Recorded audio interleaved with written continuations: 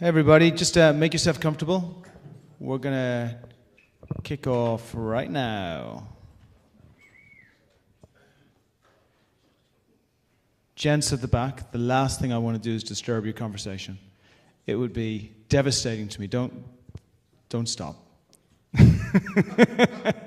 You're okay. Just grab a seat. There'll be plenty of time to talk afterwards. Okay, so welcome. Welcome to the Expert Dojo Day that we're going to have, which is going to cover everything that you need to know to start your business, to run your business, and to hopefully be successful in your business.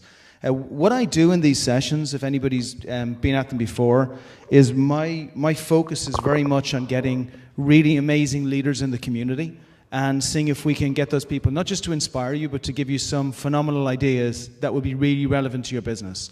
The reason I wanted to kick it off, Digital Hollywood doesn't normally kick off till 10 o'clock, but I wanted to come in here a little bit early because I want to make sure that we have some of the speakers who are here already, so I want to make sure that both they know who their audience is and that we just get to know each other a little bit more so that when you walk away from here, everything is really relevant to you rather than just some great speakers who are going to talk.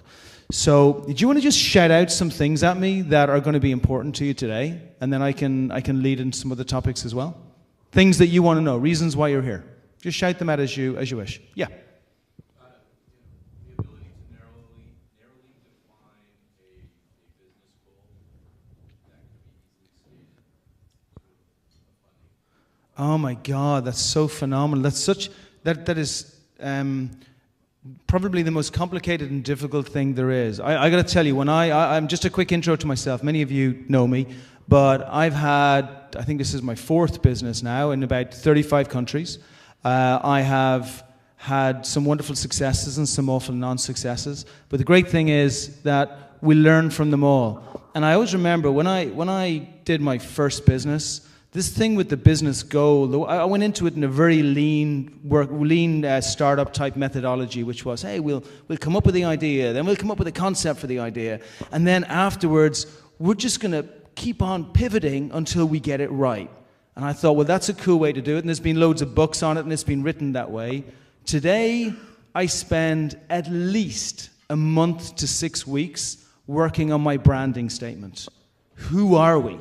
Not to me, but who are we to customers?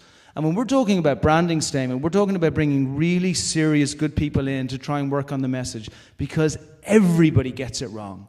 People focus on what's the pitch and how do we get the pitch right and how do we make it sound sexy and good and right so we can trick an investor into giving us money. Even though we're not thinking that, that's what we're doing because we're not spending the time to understand what our real brand is, but to be able to actually go deep into what the brand messaging is. So that's great. You're going to hear Ryan Folan speak a little bit later on. Ryan is a phenomenal communications leader. I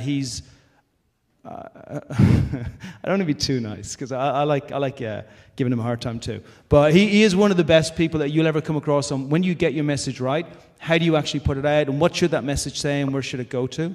You're also going to hear from Michael over here as well. Mike is a really good friend of mine as well. Mike is one of the best people I know at not just neuro-linguistic programming, because that's one specific area which is really important on actually knowing all of the communication signals that you're giving. Not just the verbal ones, but also the non-verbal ones too.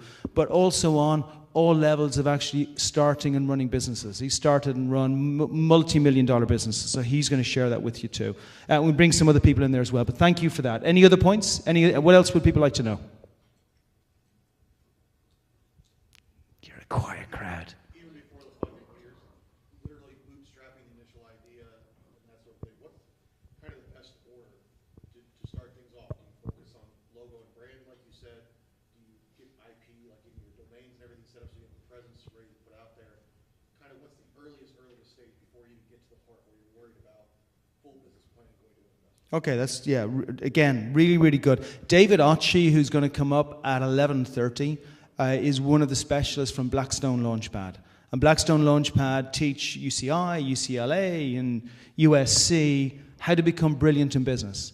So I think if they can teach, kids who are paying $200,000 or $300,000 for an education to do it, they can probably help us as well. My personal view on it is everything comes down to the initial branding. Like, it has to start. Even the ideation is important, and you want to make sure that your idea. It's funny. This what I didn't mention is I don't know if many people know this, but last year I co-produced the Razzies. So and it was a really beautiful experience because I learned more about ideation or turning an idea into a concept than I had with anything I'd ever done before. And I did it within looking at Zorro.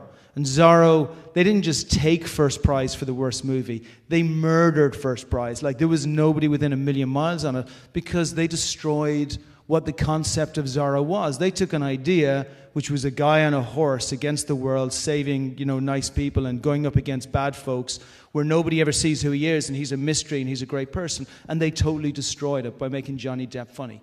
And everybody hated it because of that. And within businesses, it's the same way. So I don't even think when we look at turning our idea into a concept and then saying, okay, we've got it, now we're going to do a website, because that's what people generally do. They'll start with the idea, they'll ask all their friends, they'll find out that everything's really good, they'll say, okay, well, we need to come up with a pitch deck, and then we're going to get the pitch deck to try and get funding so we can build a website. And then once we build a website, we're then going to go out and we're going to validate what we have with all of our users.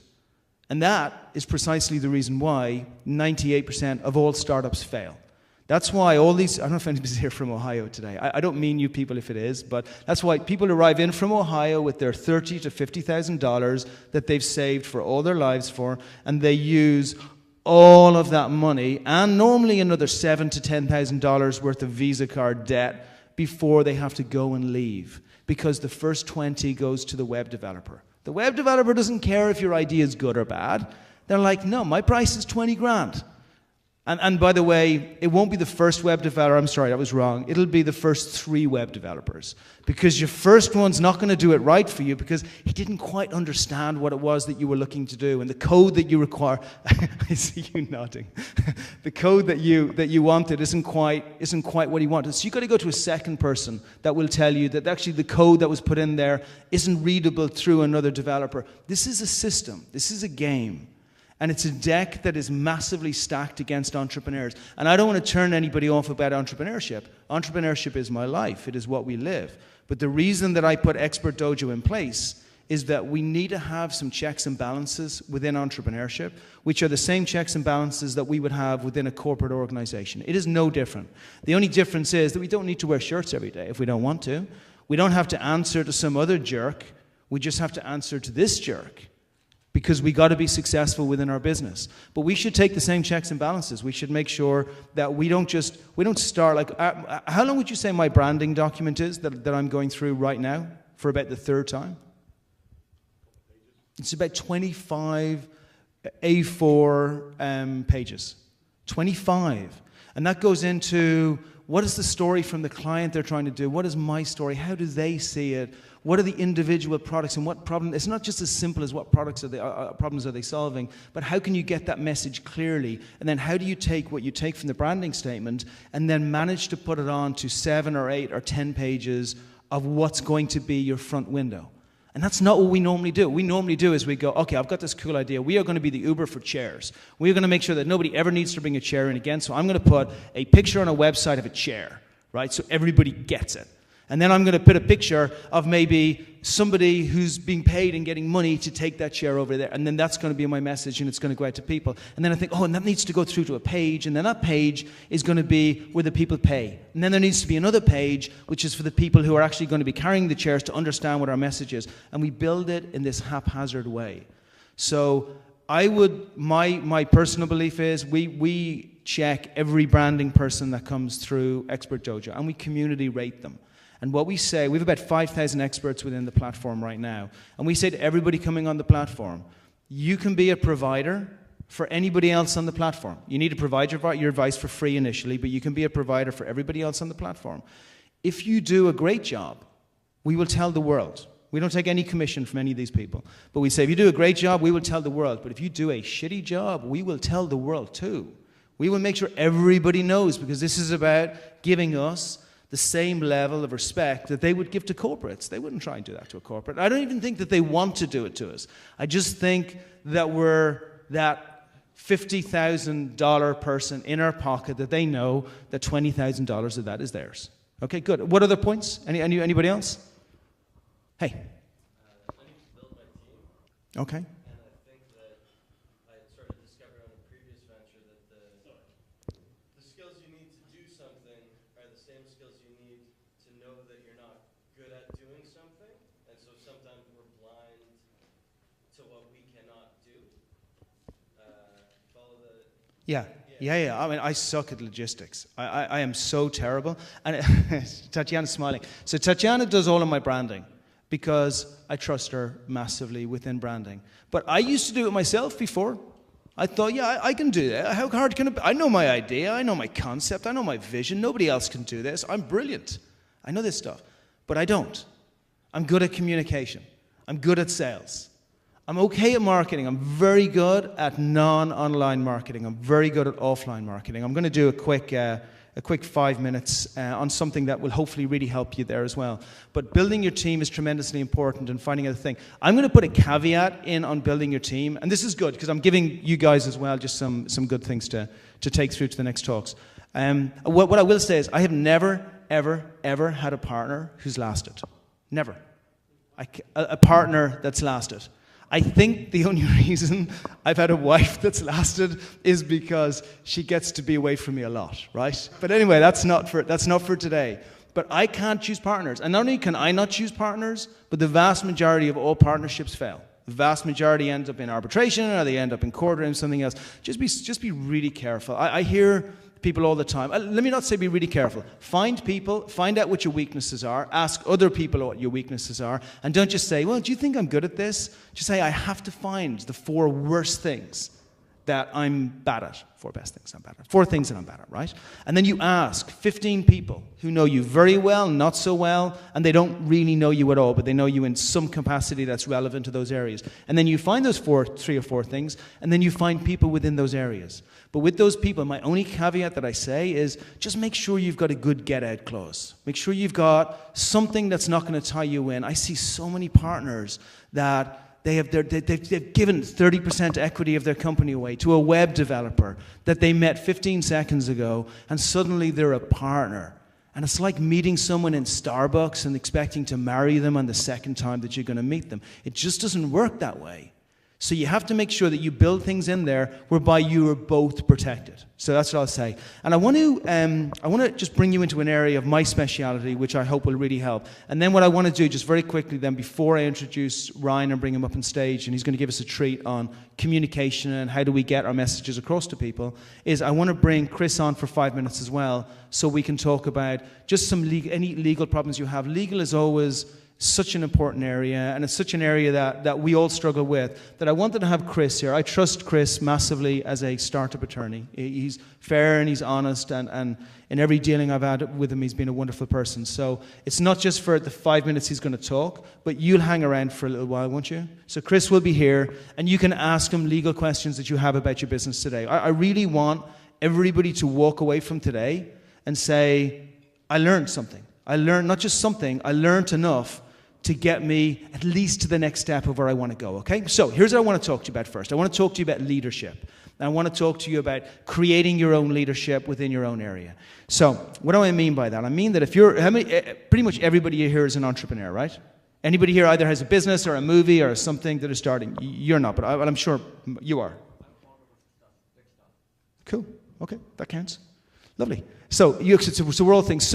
But here's the challenge. When you want to start off your own business, especially down here, there's a feeling that we will build something great, and then if we build something great, they will come. There's like this Kevin Costner thing, that if it's beautiful enough, people will find it. And obviously that's not true, and it's why there's such a high failure rate within startup that we have.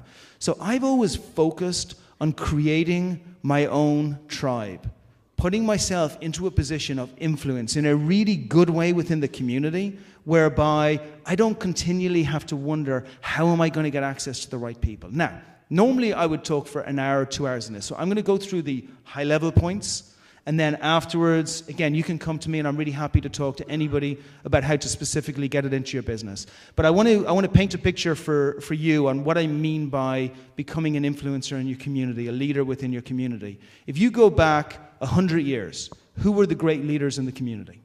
100 years. Which community? Any community. anywhere in the world? Who are the great leaders in the community? And there's a couple of answers to this, by the way, but I just want you to think about, and the reason I say 100 years was there was no online, there was no anything else. They needed to go into an area, they needed to create that area of their own, they needed to put themselves in that position. The Vanderbilts, other than old money. Who? Gandhi, okay, good. Yeah, religious people. So for me, I go towards either religious people or just massively inspirational people who have an amazing message. The problem with Gandhi is it's kind of hard for us all to have an inspiration. I mean, my message is good. We help entrepreneurs become successful. But I don't think a couple of million people are going to follow me in barefoot. So, but if we take it on just down a level or two to a slightly more human and person with flaws in it, let's look at religions. So let's take churches. And by the way, I have no affiliation with any of them, so this is not about that. This is about looking about how they created the leadership within their community. So I know the Catholic Church. That's the one I know. I was an Irish Catholic repressed, guy from Dublin, so I got this. These guys, they arrive in the community and they say, okay, we have this church. We are not going to spend all day working on our UX or our UI. We will make sure it's okay. But we have got to get out to the community, because if we don't get out to the community, all those other religions are going to come in and they're going to take our people. Now, how do we do that? The first thing we do is we become amazing public speakers. And I don't just mean we can stand up and say, hey, I've got a product and my product is really good and we can make a difference in your lives. I mean amazing. You put yourself into a place where you are so deep into understanding what your flaws are as a speaker. And by the way, you may not be able to do this, but this is one of those areas you look for really good co-founders who can help you actually tick these boxes. But you become someone that people want to listen to you. If you can do that, at the moment, I'm sitting in, so just take me for this week. Today, there are 60 or 70 people in this room, of which I will form really good relationships with 2 or 3 of you. There's no question in my mind. There's no question in my mind that at least one of you will become a client of ours, either a coaching client of ours or something to do with Expert Dojo. There's no doubt, because that's pretty much the way the ratios work in my business, because I've looked at the ratios. Yesterday, I did a radio show in the morning at 6 o'clock for New York. And it won't be a big radio show, but I know they'll have a couple of thousand people listen. And of those couple of thousand people, they will have heard the name Expert Dojo 5 or 6 times. So that adds to it as well. I then spoke the other day here again, and then I had 2 events last night that I spoke at, one which was a Harvard event and another one which was a random Back to the Future event, okay? So for all of those events, I know that I've spoken to about 5 or 6,000 people this week. Those 5 or 6,000 people will then move my influence further on and create it through. So the first thing is create yourself as a great public speaker. Learn how to do it if you can't do it. Find partners who can help you with it and try and get to a place. A lot of what I do now as a public speaker, and I'm not a great public speaker, but I'm okay, but a lot of what I learn are from really good friends of mine. Like Ryan at the beginning will come up to me after a certain thing and he'll say, you know what, that really sucked. You shouldn't do that. You shouldn't count this way because people don't look that way. You should count this way. Those things, ask people to help you with. Secondly, create great partnerships. Really great partnerships. Find people in the community who are aligned with the same message that you're aligned with. So for example, I'll use Ryan again. Ryan's probably referred me 15 people in the last month. Just really good people that he's had. He's gone, hey, I spoke to Jimmy. I thought Jimmy should know Brian. It's really good. Why does he do that? Because he wants to. What did I do after the last event that I had Ryan at? I know there's another conference going on. He's an amazing MC. He's the first person I referred over, and I said, you should pay this guy a lot of money because he has already done it in our place. Why? Because he does it to me. So create partnerships, and don't expect them to give first. Give yourself first, and then you'll get it back all of the way through. Associations. There are associations all the way through your industry. And you need to create yourself the same type of message with those people as well. Do you see this? There's a recurring theme here, and that's that you just need to do a little bit of research. And whether it's the Catholic priest on the door and knocking on the door and saying, shall I baptize your child so he doesn't go to hell? Or whether it's the nicer message you come through, it doesn't matter. What matters is it's relevant to the audience that you have out there. So I would implore all of you, and I am just up. But here's my final take on it. Take your business, whatever your business is, whether it is the Catholic priest trying to get people and they know that there's 100,000 people in their local community, or whether it's me and I want to have 10,000 people on our site, 10,000 users on our site by the end of the year, and I know we have 4,000 right now. You work out what is that 4,000 users as compared to the amount of people that you need to speak to, or as compared to the amount of people that you need to be in touch with. For example, I know that I have at least 10 associations that have at least 10,000 members in their database. And I know that I have 10,000 members in my database. So what do I have? I have currency. I have very strong free currency within my database. Now, all I have to make sure is that they're aligned with the message that I have. But you decide how many people you need to have, how many users, how much revenue, whatever it is that you need, and then work that all the way back to how many times you have to speak, how many associations you need to be with. Ryan will be saying to me, I just go like this now. How many associations you need to go with, how many partnerships you need to build, how many doors do you need to knock on, and then this will be relevant to crowdfunding campaigns, raising money for a movie, anything else that you're looking to do. And then you layer in the online that actually goes with that, but everything I've talked to you about is free. It's just you, it's just your time. So here's what you're going to hear about today.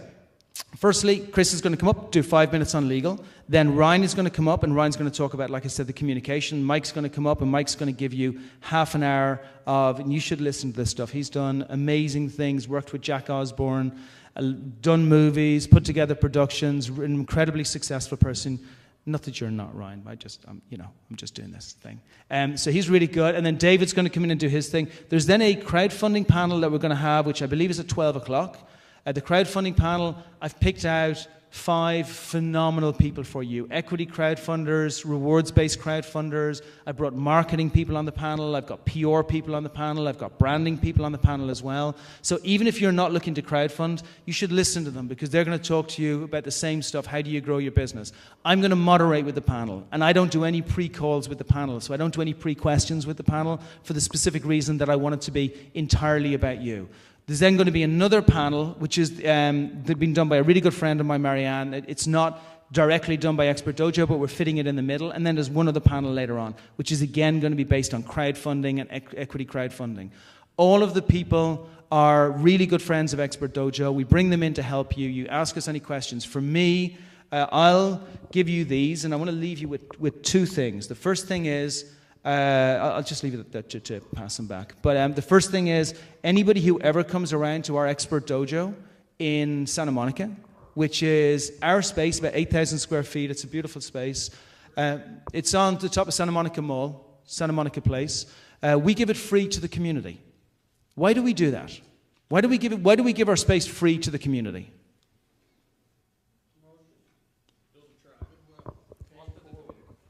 To anybody. Anybody can come to our space anytime, work there all day. We will never charge them. We will never try and sell them anything. We will never say to them, you should join the Expert Dojo Club. We will never say to them, you need Expert Dojo coaching.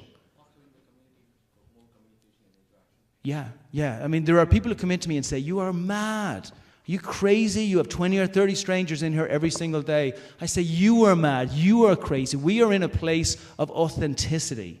Right now, whether we know it or not, our whole world is changing on how we're marketing, how it's being marketing to us and everything else. If I can get 20 people in our space who like, respect, or love me based on what we're doing, I'm not fostering the most amazing tribe that we can possibly put together. So just look and see how you can do that. I wanted to put that last message in there. So anybody who comes in, you can always use the space. Anybody who would like to talk to us about coaching and help going through the business, come and see me anytime during the day. And anyone who wants to be involved as an expert, please just sign up, give your expertise. It won't cost anything at all, okay? So I want to bring Chris up. Chris, you're just going to throw some questions out, right?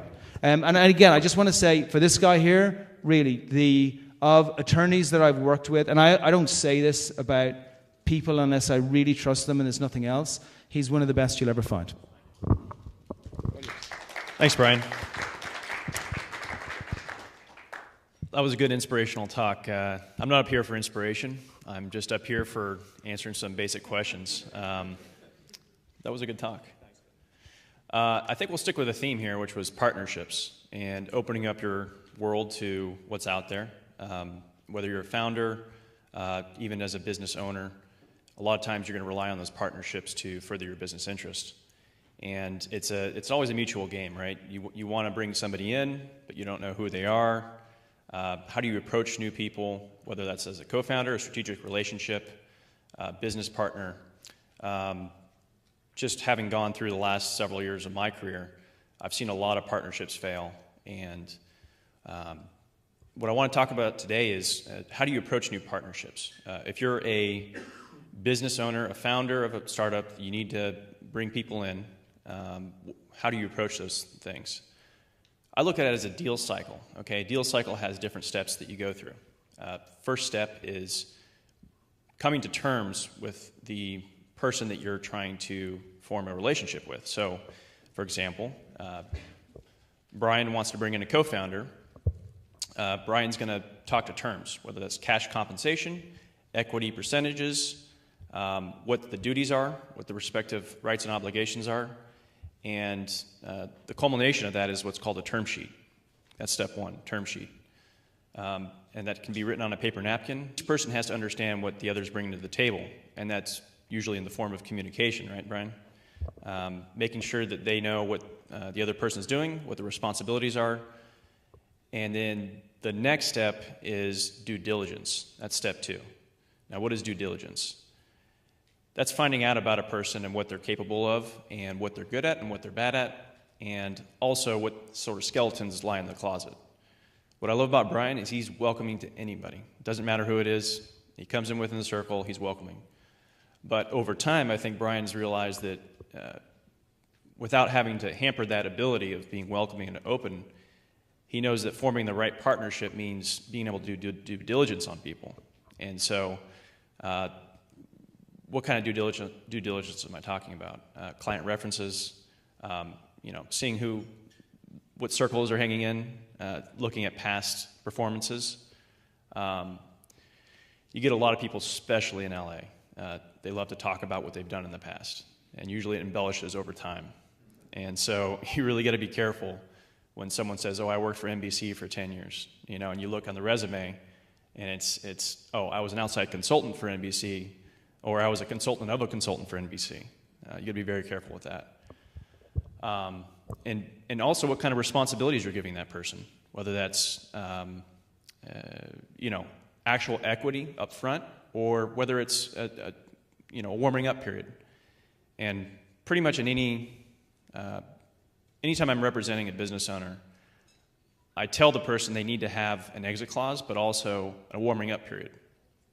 So if this is the first time you've been doing business with this person, warming up period would mean in the next 3 months, we're going to see how this relationship works without putting anything on paper, without having equity splits, without giving up anything other than what we verbally expressed, or just something simple on a term sheet.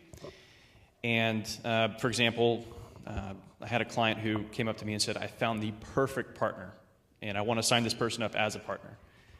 And I said, "Well, have you done business with this person before?" "No."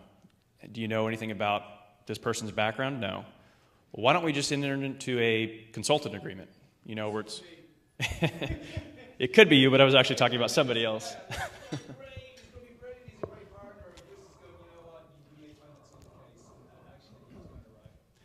I wasn't talking about you specifically, but we can bring this conversation about you.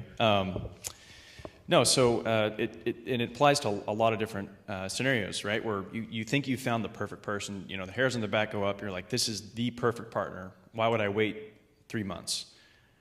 But over time, it's the honeymoon phase. What's the warming up? It's the honeymoon phase. You want to get over your just preconceived notions of what this person is until you both settle into a normal business relationship. So typically I say 3 months because that's usually the arbitrary figure. It can be any period of time. What happens in that 3 months? You try to do what you say you're going to do in that term sheet, in that initial agreement, and see how it works out. Things happen. Oftentimes you think the metrics that are going to be performed aren't performed, and you have to take an evaluation and look at it and say, all right, is this me or is this other person? Do we work well together? And that's what I mean by warming up period. So you have your term sheet, you have your due diligence, and you have your performance. That's step 3. Okay. And at the end of that warming up period, if you've seen this person perform and you've seen what looks good, then you can talk about transferring equity. Then you can talk about, giving up more of the business. And, it's at that point you have something to go off. You have evidence over the last 3 months, 6 months, however long it is, and you get an idea of what this person can perform. And so those have been the best relationships I've seen. And, it all comes down to mutual trust in the beginning, but after time, you see what each person brings to the table. And, the idea of bringing on a new partner is always risky, right? Yes, sir. How long did you wait before you got married? I'm not. Good observation. Still warming up. Yes, ma'am. How many partnerships do you think have problems? This is my observation of partnerships. Is because they partner with someone too much like them. Same strength, same, rather than. You want to take that? someone who's got You want to take that? opposite strengths, and maybe in some instances, dissimilar values. You kind of balance and bring both You want to take that? perspectives to the table. That's a hard question. But you know what we're going to do? I don't want to hold Ryan, and we tried to pack so much in today, so you're going to get so many different people. Chris is going to be here all day. That's a great tip he's just given. I wanted him to throw it out there. He's going to be here for the whole day. So just grab him for individual questions that you've got, especially that one there. It's a good one, but it's slightly, it's like 3 or 4 questions deeper in to get to what you really need to. So for everybody else, Chris will be here. You know his face. You know who he is now. Just grab him during the day or grab his card or contact him afterwards. He's extremely approachable and a nice guy and will happily help any of you. And now I want to invite up on the stage Mr. Ryan Foland. Thank you for that great tonal inflection there. Good work. What does it mean? All right, tonal inflection is when you are using the way that you're saying something to ask questions when you maybe are just trying to make a statement. Or problems. Do you want to make money or change the world for the good? Isn't it fun to say yes? Maybe a little bit later on in the day. You guys are in luck because I am a problem solver. We all have problems. We all want to make money and change the world, and it can happen. But I know that each of you have a very big problem. A problem so big, in fact, you're leaving hundreds of thousands of dollars on the table, and you're probably bleeding from the side and you don't even know it. The people that have the problem, like you in this room, are entrepreneurs, specifically those, say, in the digital space, trying to break into Hollywood, even more specifically in LA, even more specifically those people that are willing to wake up early to attend conferences to improve their tool belt. Now, what do? It's very simple. I've created an exercise called the 313, which helps you to do 3 things. It's going to help you explain your business in 3 sentences. It's then going to help you explain your business in 1 sentence. And believe it or not, ladies and gentlemen, by the end of the day today here, or 25 minutes, I will help you explain how to state your company or business in 3 words. Does that sound like a good plan? Yes! All right. You're not a believer yet, but you will be. 1, 2, 3. Yes! All right. If you haven't had coffee, hopefully that wakes up your ears from the outside in. Ladies and gentlemen, let's get on with the 313. If you are wanting to write down notes, I will step you through it on this virtual whiteboard right here. Okay? Now, what I'd like you to first do is take your pen, associate your paper how you want, and write a big 3 dot, 1 dot, and then 3. So it takes up the whole page. All right. We're going to start with the first section, which is your business in 3 sentences. Now, before we get started, what is more valuable than money besides love? Time, exactly. So if you can state things in a shorter amount of time, it allows people to ask what? Questions, yes. Questions is what will drive you as a business, because we are in a world where it needs to be consumer-centric. If you're developing a product under this table and then you release it, it's not going to be as effective as building it on the table and getting people's questions along the way. Now, on this 3, write a big P. That was more like a P with a T. Write a big P, and then continue to spell the word problem. Problem. Listen, there's a lot of research that has been done, and I'm going to agree that people do one of two things. They either avoid pain or they seek pleasure. Now, it's very difficult to build a business off seeking pleasure legally. I'm going to argue that most every buying decision is some rooted in avoiding pain. Right? You want to buy a high-end purse, you think that's for pleasure? No, it's because maybe there's an issue over here, you're trying to fix insecurity, or just trying to go to the bar and get somebody to look at you or whatever it is. Think of your business as over here on this side. You're trying to solve a problem. If you're not solving a problem, you need to rethink what you're doing. Now, can you state the problem you're solving in one sentence? Think about that for a minute. Can you state the problem that you're solving in one sentence? Okay, good. You guys are ahead of the game. Because I don't know about you, but every entrepreneur I talk to and I say, hey, tell me the problem you're solving. And they go, so what I'm doing is this, and I'm creating this technology to this, and then coming over here, and we're going to change the technology. They just talk your ear off. Has anybody ever had an entrepreneur talk their ear off? Yes. So, has anybody ever received a paper cut? It hurts, but you put your thumb on it, you make sure nobody else saw it, and then you just kind of shake it off and you go on with your day. Now, what happens if you have a paper cut that's so severe, cut your finger off, and now your finger's on the floor? You're looking at this bloody finger and trying not to be distracted by the blood that's squirting out all over everyone. What do you do at that point? Your finger's bloody on the floor. What do? You get the damn finger, you put it on ice, and you rush to the hospital. There is a significant difference between putting your finger on a cut and running to the hospital. When you are describing the problem that you are solving in one sentence, I challenge you to make it bloody. You can be solving a problem and somebody will say, the problem is that nobody is conserving water, and that's what we're trying to solve. That's not even a scratch. But if you say, you, sir, in a year and a half will not be able to take a shower. Whoa, that feels like there's something that's involved with it. So when you are stating your problem sentence, make it bloody. And how do you know if it's bloody or not? You tell somebody, hey, I'm solving this problem. Is that a problem you have? They say either yes or no. If it's yes, how big of a problem is that on a scale of 1 to 10? They're going to be honest. They'll say, oh, that's a 8. Okay, I need to go back to the drawing board. How do I make this bloodier? When you tell somebody the problem you're solving and they say, yes, I have that problem, it's a 10. It's a very binary choice at this point. Would you be interested in solving that problem? They're going to say yes. Now they've invited you to talk with them. So, what is the problem you're solving in one sentence and make it bloody? Whatever you initially say, I'm going to challenge you to make it sound worse. You guys, I told you, are leaving hundreds of thousands of dollars on the table and you're bleeding from the side.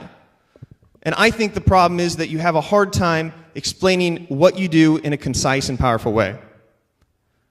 Do you guys feel like you have that problem? Okay. Would you be interested in solving that problem? Then there we go. Now I'm not preaching to you something. You guys are listening to what I'm saying. It's a magical, very small tweak. State your problem sentence, make it bloody. Now, problem. Underneath that, put solution. Can you state your solution in one sentence? And man, if you say yes, I am so proud of you. Because I've met so many entrepreneurs, they get so excited when you ask for their solution. You say, what do you do? And they go, well, this is what I do, and it's a technology like this, and we go like this, and this, and this, and this, and this, and this, and this, and literally, I am just confused by about 4 sentences into it. Now, what is the difference between what and how? Take the whole Simon Sinek why out of it. This has nothing to do with him. What and how? What is what? Who wants to be brave soul and explain? What is what? Let's go back to 6th grade elementary. What is what? What? Noun, yes. Thank you. What is what? It is a noun that describes what?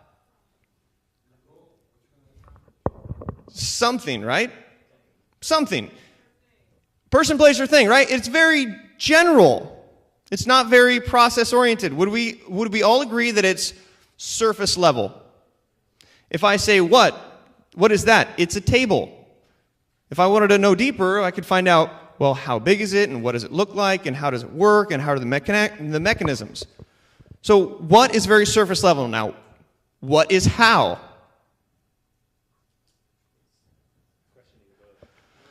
Verb, action, and it's procedural, right? If you say, how does this work, you want to know down below. All right, has anybody ever seen an iceberg? Yeah, right? This is my iceberg theory. Ready? Here's my iceberg. In the top little triangle here, which is above the water, is the word what. So I want you to write little waters and write what right above it. Then underneath, write a big how. H-O-W. Then this is where you can get creative and put a little peak for the iceberg and then a big circle. That looks. Oh yeah, this is good. This is good. This is kind of small, right? But that's good. Now, 9 times out of 10, somebody's going to say, what is it that you do? And the mistake that entrepreneurs make, they get their dry suit on, they go under the water, and they start to describe how their business works. Do not answer a what question with a how answer. I'll say that again. If somebody asks you what you do, tell them what you do. Don't tell them how you do it. Because guess what? It gives you an opportunity to go underwater later with relative points for them. When you're stating your solution in one sentence, it's what is your solution? Don't be afraid to say something that is very simple. My solution is I make tables. If it's at all interesting and solves the problem, they're going to say, well, how do you do that? Well, I'm so glad that you asked. I have a couple questions about you. Do you ever put on any events that you need tables? Yes or no? I can now figure out what elements from underwater I can bring up that are relevant for that person. Oftentimes, when you answer a what question with a how answer, you're going to deliver information that is not relevant to the person that you're talking to. That is going to make them realize that you are not listening to them. And they will then shut down the whole question process, and their eyes will glaze over, and they'll get distracted, and they'll go get another drink and say, nice to meet you, give me a card. You'll never hear from them again.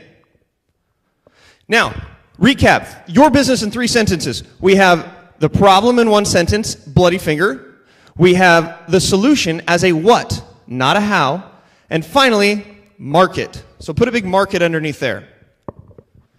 Can you state your market in 1 sentence? Can you state your market in 1 sentence without using the word everyone? Without using the term users? Without using these generalized terms? I am going to do something real quick here. See this battery charger? All right, battery charger. It is now the cure to cancer. Give them a round of applause. That was magic. Yes, I know those of you that were writing, I'll pretend that's why you didn't clap. This is the cure to cancer right here. The problem is, if I don't know how to get in front of the people with this type of cancer, it's totally useless. So many people think that their solution is the cure to cancer. And they think it's great for everyone, but they forget to focus on finding the specific people with the cancer. As Brian was talking about, reverse engineer what you need. I'll often ask somebody after they say, oh, this product is for everyone. I say, well, how many clients could you physically serve right now? Oh, tons. How many? Just tons. How many? There's a finite number. Then I say, well, how many people do you have to talk to turn them into a customer? We do the math. Okay? You do that simple math, and it's even if it's a couple 100,000 or it's 1 million. I say, if you draw a 5-mile radius from where we're at, anywhere in LA, there's 5 million people there. Start local. Come up with a target market. I'm going to argue that an investor is more concerned about market risk than technology risk. And I'll have a battle royale with anybody who wants to challenge me on that. Because literally, you can have the best product in the world, the cure to cancer, but if you don't know who it's going to be delivered to, an investor is not going to be excited about it. So, you now have the power to explain your business in 3 sentences. And I challenge you the next time you talk with someone and they want to know what you do it in 3 sentences. This is the problem I'm solving. Here is what I do to solve that problem, and this is specifically who I do it for.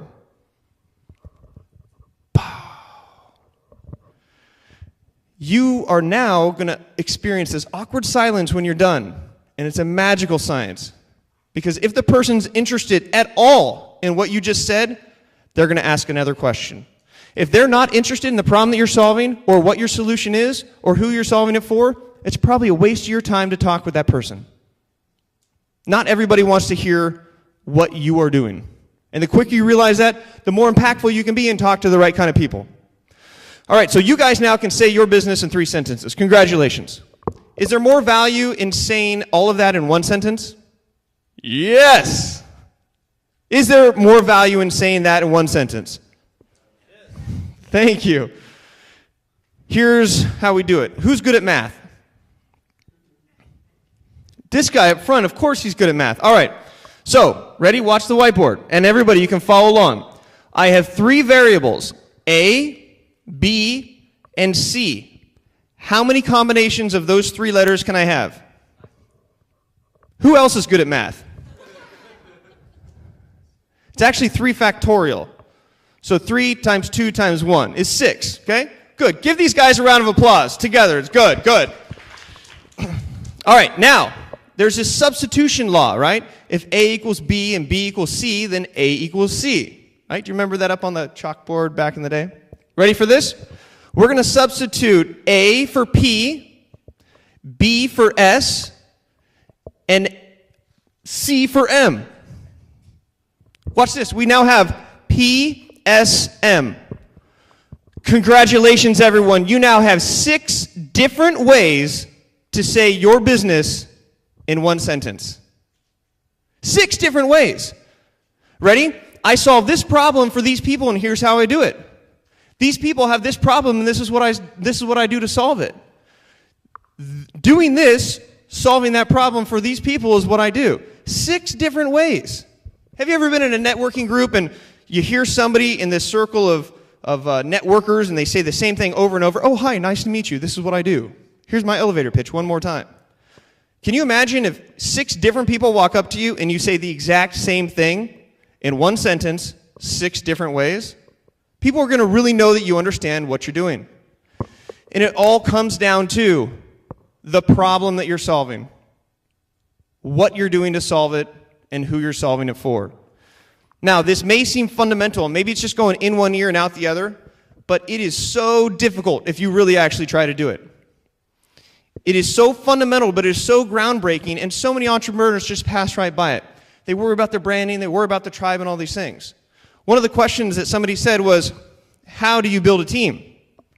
You build a team by selling your vision, not hitting somebody in the head with a wiffle ball bat until they agree with what you're doing or not. You sell your vision by finding out what that person is passionate about and if it's a good match for your company. And the less you say, the more they have an opportunity to feel invested in what you're doing. So, with the 313 right now, you have an opportunity to state your business in 3 sentences. With the 313, you have an opportunity to say all of this in 1 sentence. Now, you want to know how to explain what you do in 3 words? Yes. Okay, just you. I'll talk to you over here. All right, so if I say golden arches, what do you think of? All right, if I draw this on my imaginary board. All right, is Nike high performance or low performance? Okay, but in your brain, it's whatever it is. You see, when we're children, we have to put a name to everything in the world. And there's this powerful tool called mutual exclusivity. That means that an elephant cannot be a rabbit, and an apple cannot be a pear, because mom says that's an elephant, and that's an apple. So we learn to associate words with certain things. The same thing happens for brands. Yes, sir? So that's why children don't understand that. But when we get older, after about 8 years old, we're able to sort of get that cognitive intelligence. No, the point is that a 4-year-old will understand that this apple, this red apple, is an apple. If there's another item that is called an apple, they'll try to relate the two, correlate them together. But in general, the point is that a table is a table, a chair is a chair. In the general sense, McDonald's is McDonald's, and Nike is Nike. We have in our brain all of this, like, just chaos that happens when we see it, right? If I say San Diego Chargers, in an instant, everybody goes, lightning here, football, this, that, everything, whatever it is in your brain. way quicker than if I were to describe the San Diego Chargers is a football team. Football is where it takes too long to explain. In marketing, people invest millions of dollars into brands so that they're recognizable. In finance, there's this term called OPM. Anybody know what that means? Other people's money.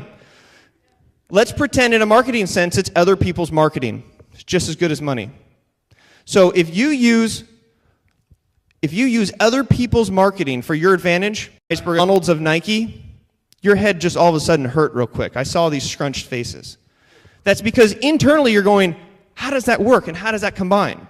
If I say the in and out of tables, you're going, wait a minute, how does that work? What's going on with that? Brian had said the Uber of chairs. It didn't make sense, but everybody sort of understood what those connective measures were.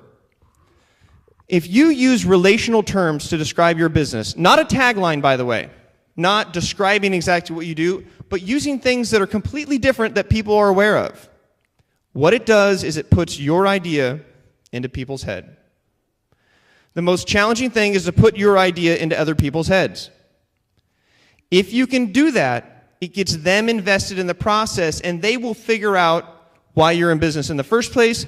They'll have the aha moment. They're going to get excited. They're going to ask questions. It's going to be more relevant for them. So, here's how it all works together. When you meet somebody for the first time, understanding that time is limited because you're at an event and everybody's pressed for time. They say, hey, what do you do? Oh, I'm an entrepreneur. I've got a startup. Well, that's cool. Well, what do you do? The trick is to pretend like you come up with the 3 words just that moment. Kind of look up and go, well, it's kind of like I'm the instant pudding of pitching. You just let that sit. The guy might laugh, might be an awkward silence, and the guy's going to go, come on, really? Like, what is it that you do? I'll say, well, I solve the biggest problem that entrepreneurs have. Then he's probably going to go, what is that? I'll say, well, they lose hundreds of thousands of dollars and, are bleeding out of the side, and they usually fall flat on their face and die. And he's going to look at me and laugh and go, okay. Now, this whole time, he's starting to try to connect. What the hell does instant pudding of pitching have to do with all of this? But the trick is he's thinking about it, and he keeps asking me questions. And I say, well, in particular, these entrepreneurs are early stage to middle stage. They're in LA, as far as I can drive, and they're all looking for funding. Do you have that problem? And he's either going to say yes or no. If he says yes, I say, well, I can help solve that problem for you. Because I've got an exercise where I can help you explain what you do in 3 sentences, in 1 sentence, and 3 words. Help you become a better communicator so you can say less for people to ask more questions. At a certain point during that process, he's going to get it. Oh, instant pudding, pitching. Oh, okay, I get it. What he's done has been invested into my idea. And at that point, I can then listen, he can ask questions, and eventually he can ask me, well, how is it that you do this? And we can continue under the water at the bottom of the iceberg. So, this is the 313. You can now state your business in 3 sentences. You can do it in 1 sentence. You can do it in 3 words. It's not easy. It takes a lot of work, but there's nothing more powerful than delivering what you do in a concise and succinct way. Who would like to come up here for a live 313 session? Taking your business. All right, come on up. Give this guy a round of applause. All right, I'm going to give you the mic, and you're going to introduce yourself. I'm Frank Shindamo. All right, and Frank, you can hold the mic. Tell me in 1 sentence, what is the problem that you're solving? We are solving the problem of bad television in hospitals. Okay. Everyone, raise your hand if you think that's a problem. Okay? On a scale of 1 to 10, for those people that raise their hands, shout out the number 1, 2, 3. Okay, so we got nothing more than a 5 there, okay? Here's a perfect example of a problem that's maybe more of a paper cut. Now, I'm not saying that the problem isn't a real problem, isn't a major problem, but how can we rephrase the problem to something that people go, oh my gosh. You want to try it again? All right. We're solving the problem of adrenaline causing, cortisol causing, stress inducing, pain inducing television that is playing in hospitals for patients.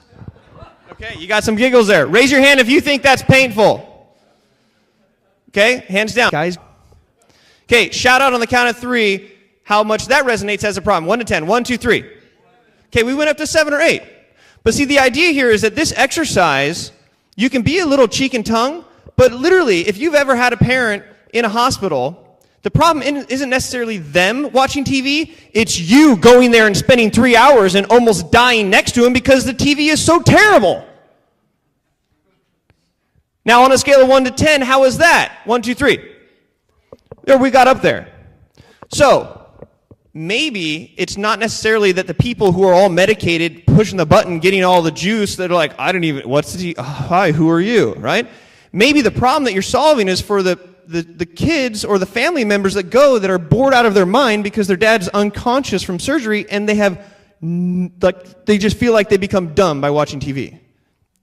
So, again, talking about the problem in levels of severity can get you to identify clients. Now, it's binary because if I don't have that problem, now I can find somebody who does have that problem. As opposed to normally when you're telling people your business and they're not interested, they'll go somewhere else.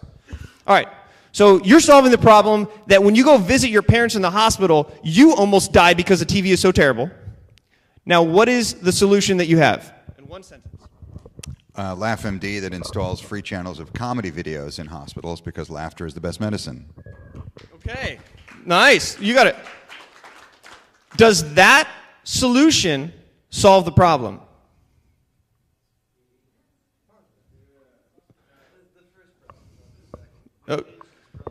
Okay, so but here's a good point. It doesn't matter what it is, they have to match and they have to align.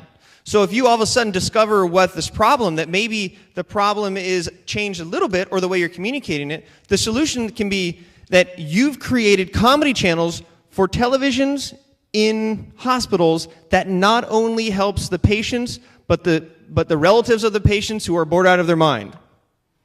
Because medicine, or laughter is the best medicine. It's a little tweak, right? Now, who's your market? I'm curious. Please don't say everyone. Hospital patients and people that pay medical bills. In North Korea? Sorry, we're starting locally, yes. Where's local? Well, we've been at Kaiser Permanente and we've been at Cedars-Sinai so far. Okay, and that's on the East Coast, or? No, that's here in Los Angeles. Okay. Yeah.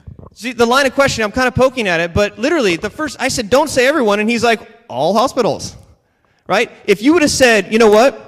We have a laser focus on these 2 hospitals because I've got personal relationships there. We're already developing this, and we want to focus and get those at, like, that makes more sense to me. Because, again, you can't expect to be all things to all people out there in the marketplace. It's just an example of if you come across super targeted, what that would be. Now, let's jump right to the 3 words. Do you have it 3 words? No. All right. So, you're creating comic relief for a very stale environment. Okay?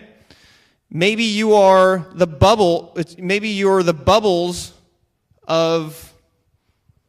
No, not bubbles. Because in my head, I'm going bubbles, right? I'm thinking something that's fun. Or maybe you are the visual bounce house for hospitals. I don't know. But see, you laugh, but instantly you're all making those connections. So the bounce house for hospitals. What is that? Well, the problem I'm solving is that hospitals are no fun. In fact, they're so unfunny, they can kill you. Right? Well, specifically these 2 hospitals that we're working with. And what I do is I take the bounce house concept, helping people laugh, I put it on TV with a comedy something or other. Right? And now you can step me through that. I think we can come up with something better. The helium for hospitals. Okay, the laugh factory for hospitals. Okay, now listen, when I say 3 words, the concept is that it's taking 2 things and relating them together. And if it happens to be a few more words, that's okay. It's the something of something or the something meets something. It's where the comedy club meets the hospital room. It's a whoopee cushion for the dying. But you guys are laughing, but instantly in that millisecond, you guys all sort of connected with it. Any other suggestions? It has to be relational. No, see, if you were to say, Well, see, that's more of a tagline, right? The key is there has to be this relational back and forth. Yes, one more. Oh, the prescription for comedy, or comedy as a prescription.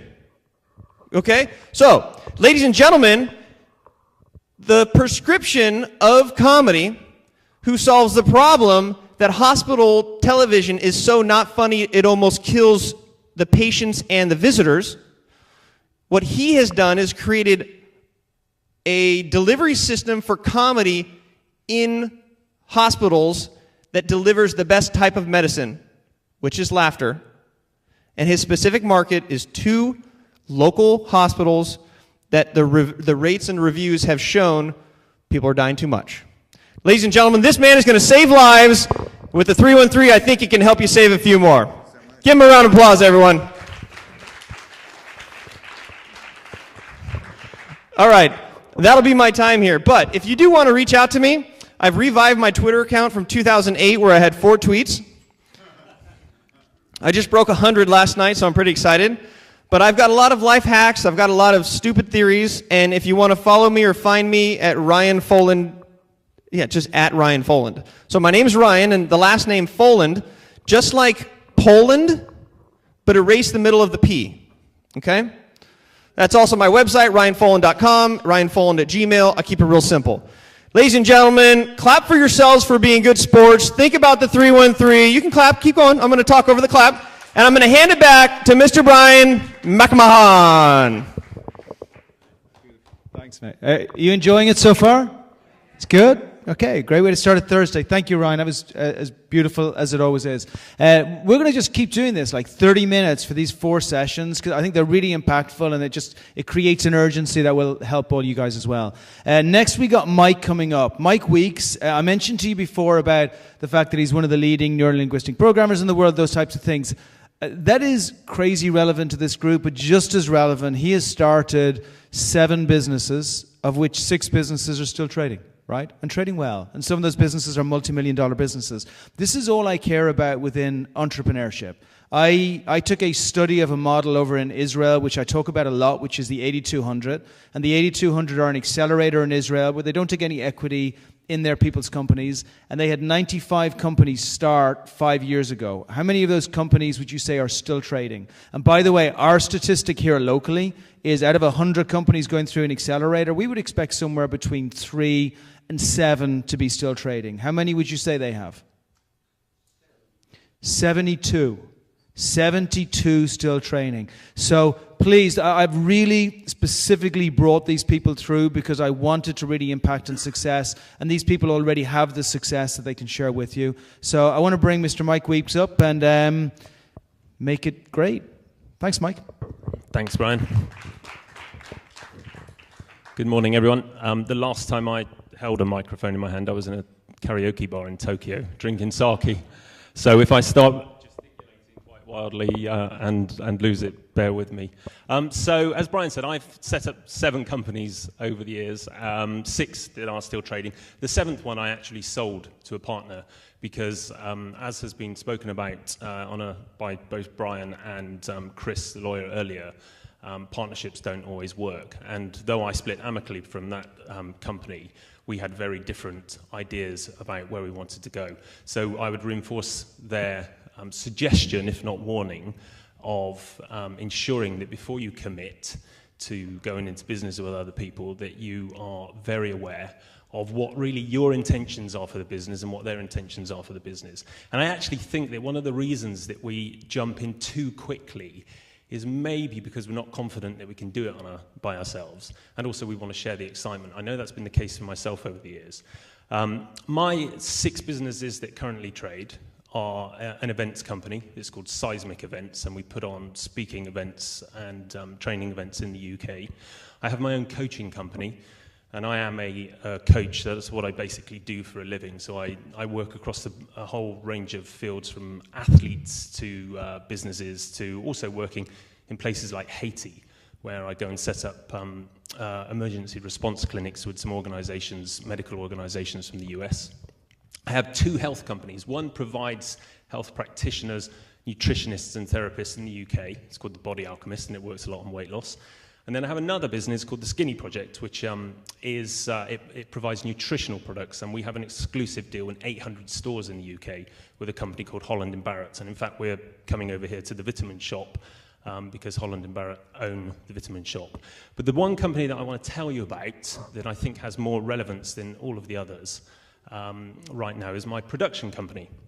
And a few years ago, when I was working with one of my clients, and I work with a number of very successful, quite high-profile clients, we were coming to an end of a 6-month period where he had achieved a number of his really big goals, which was to write a book, to find a small bespoke publisher, and then to start speaking. And he was somebody who didn't enjoy speaking, but by the end of the 6-month process, he'd already got a number of speaking gigs, got a lot of feedback. And I remember him leaning across to me in my office in London and saying, this is amazing. I never thought that I could achieve this level of my personal dreams. It was always just something I thought about doing as an aside, but I never thought I could. And after that chat, I realized that I had been basically inauthentic as a coach because I'd been harboring this desire from a very young age to make a movie. But for me, movies always seemed, or making movies always seemed like one of those things that is in the category of wanting to be an astronaut when you're a kid. And I actually did want to be an astronaut as a kid, but this other thing was making a movie. Now, I know from a number of my friends who have attempted to make movies back in the UK that it is a graveyard for investors, and it is a lot of people get basically washed up on the rocks because they come into it thinking that they're going to be the next Tarantino as a director, or they're going to be the next Weinstein, and it's not like that. It's one of the hardest, most difficult industries to set up in.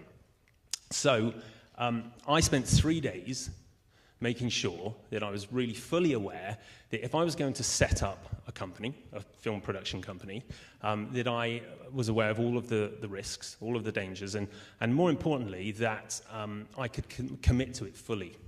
Now, in my coaching practice, I do quite well. I make quite a lot of money, and some of those other businesses were running whilst I was coming up with this new production company idea. So I knew financially that I could step out of it. Now, I know there are a lot of people who, when they do their startups, finances are the biggest problem, and making sure that you've got enough cash flow just to keep the roof over your head, like Brian referred to earlier about the Idaho. If there's anyone from Idaho, I don't even know where it is. So, but people coming from Idaho and spending all of their $50,000 of life savings being in LA and then having to go home again.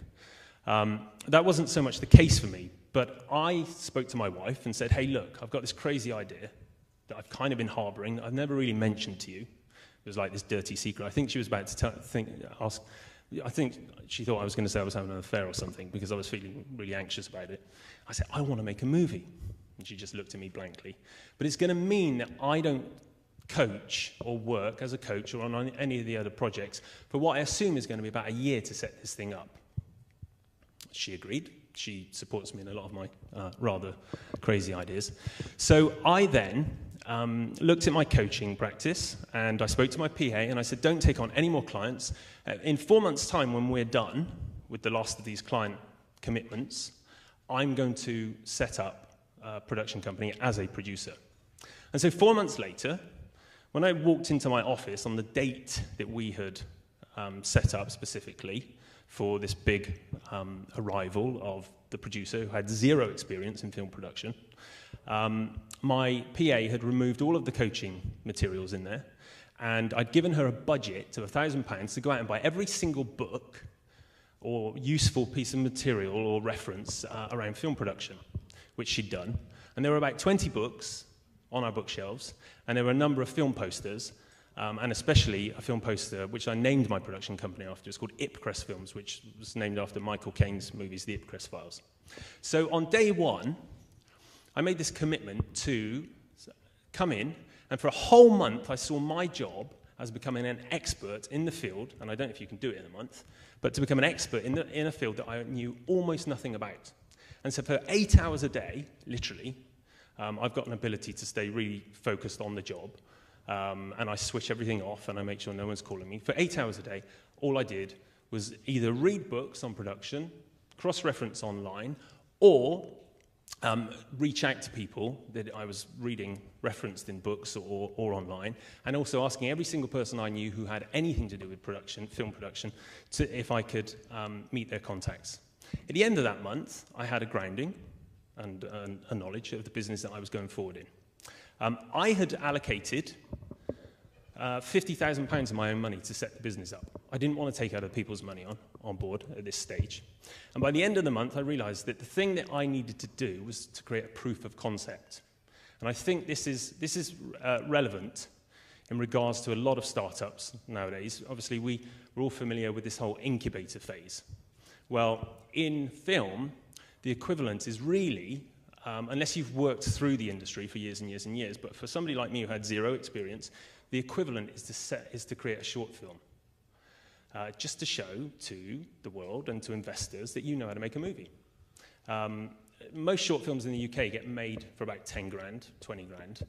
I wanted to make a really good one, and I didn't want to do what most people do with short films, which is take money from soft money, which is like governing bodies, organizations, some sort of media charities. I just wanted to get it done. So I reached out to a number of directors, asked them if they wanted to come on board. I told them that I couldn't really pay them much, but I had £40,000 that I was willing to allocate. Now, that was £40,000 that I was absolutely willing to lose. It was like my gamble money. That's what I wanted to do with it, was to make the short film. I know that short films don't make any money. I mean, we get a royalty from our short films now of about $500 every 6 months or something. It will never pay back £40,000, but that wasn't the purpose for it. So I found the right director. I found the right team, temporary team, not a team that I was committed to. The business is mine. I own it 100%. And we set about, over a week period, creating a script and then making sure that we sent that script, which is only a 15-minute script, out to a number of script editors and script doctors. We paid this. And then we did something that not many people do in short films, which is we found the very best actors that we could afford. Usually you get your mates in and you get people who are aspiring actors, but I didn't want to do that because the purpose of my short film, I realized, was to just really dazzle people and to say, hey, look, we can do something of a really high quality. Now, I think that's relevant. You know, there's obviously a lot of people in here who aren't making movies, but the structure of what I did is relevant to pretty much any business. I wanted to dazzle investors with this proof of concept. So we made a film. We made it over 2 weeks in cliffs in Pembrokeshire. I'm a rock climber, and so I knew that I could get access to incredible views and incredible backdrops and incredible situations on a very low budget, because that's the world I came from, and so it improved the production value. We made the film, and then we did two things with it that we'd already planned. One, we sent it out to nearly 100 film festivals. And the reason being was that I wanted to collect as many laurels as possible. We sent, when I say 100 film festivals, maybe 10 of them were like really good film festivals, but 90 of them were like these little film festivals where there's probably grannies in a back room, or there are 100 people in a church hall. But we sent them, and we, over a period of 6 months, won 19 laurels, which looks really, really good on a resume and looks really, really good on your product. We also then spent £5,000 on a launch party where and this is the important point, where I then invited a dozen of the people that I knew who had never invested in film but who were investors, and people who I knew from my coaching practice who I knew had money and might just be interested in investing in my bigger project, which was to raise £1 million to make a feature film. My target had been £1 million, about $1.6 million, just because that kind of bracket, you can make a really good quality movie and have some left over, usually. So I got 12 really good investors, 2 billionaires, into this small screening room. I made sure they had the best seats in the house. I made sure that they had the best wine. I made sure that they had the actors hemming them in. They watched the movie. We did everything we could to make them feel important. And then at the end of the evening, we thanked them and sent them on their way. At no point did I try and hook them up for any kind of money or ask them to invest. We sent them thank you letters, and then we sent them our film in the post just to say thank you for coming along. It was great. Then for a month, we went really quiet. Actually, it was about 6 weeks, while we put together our bigger plan, our business plan. where I'd never written a business plan for film before, and I didn't realize how complex it was.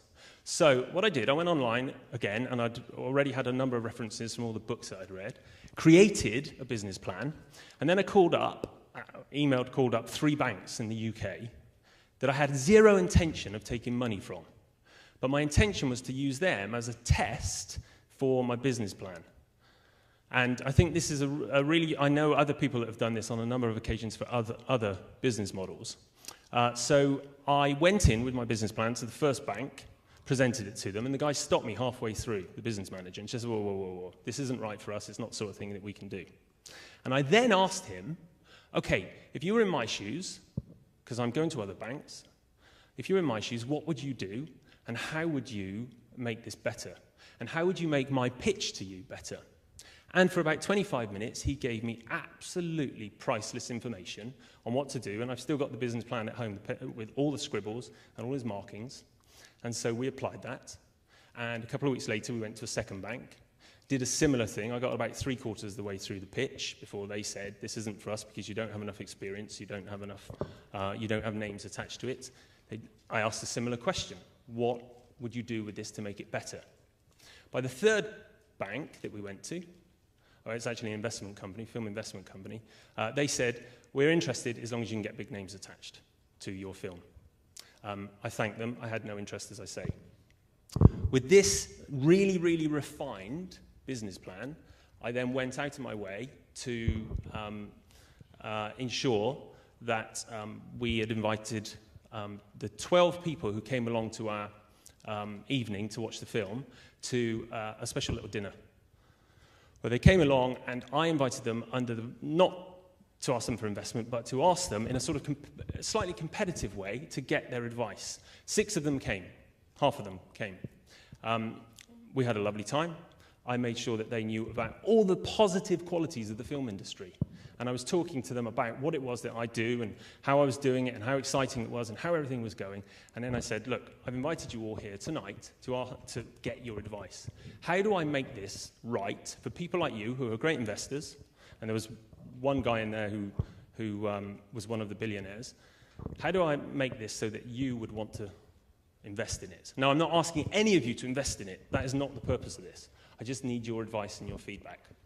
And I sat back and listened to 6 people sit around the table and compete with each other over what they would do to make it better and why they would or why they wouldn't invest in it. 2 of those people later asked to have personal lunches with me, where I went along, and once again, I asked them a similar question, personally. Look, I'm not here really to take your money, because film money is easier to get from other places, but what would you do? How would you do it? And the first investor stopped me, again, about 5 minutes into asking these questions, and said, I would never invest in film, ever, but I want my wife to be a part of something, so I'm going to give you, so that she can come on as an associate producer, I'm going to give you 40% of your budget, which is £400,000. Now, one of the things I'd done previously as well, I'd seen a video with a guy called Doug Richards, and I think this is crucial to any startup. Doug Richards was one of the original dragons in Dragon's Den in the UK, which is the equivalent of Shark Tank. And Doug Richards was attempting to buy a $120 million electrical company, creating electrical items. He only had 2 weeks to do it, and he had a bunch of investors who he was used to going to and pitching for money.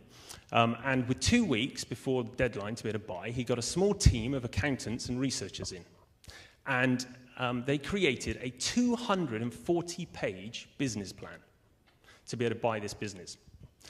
When Doug presented this business plan to his investors, he slammed this thing down and said, the top 5 pages are the reason why we should buy this business.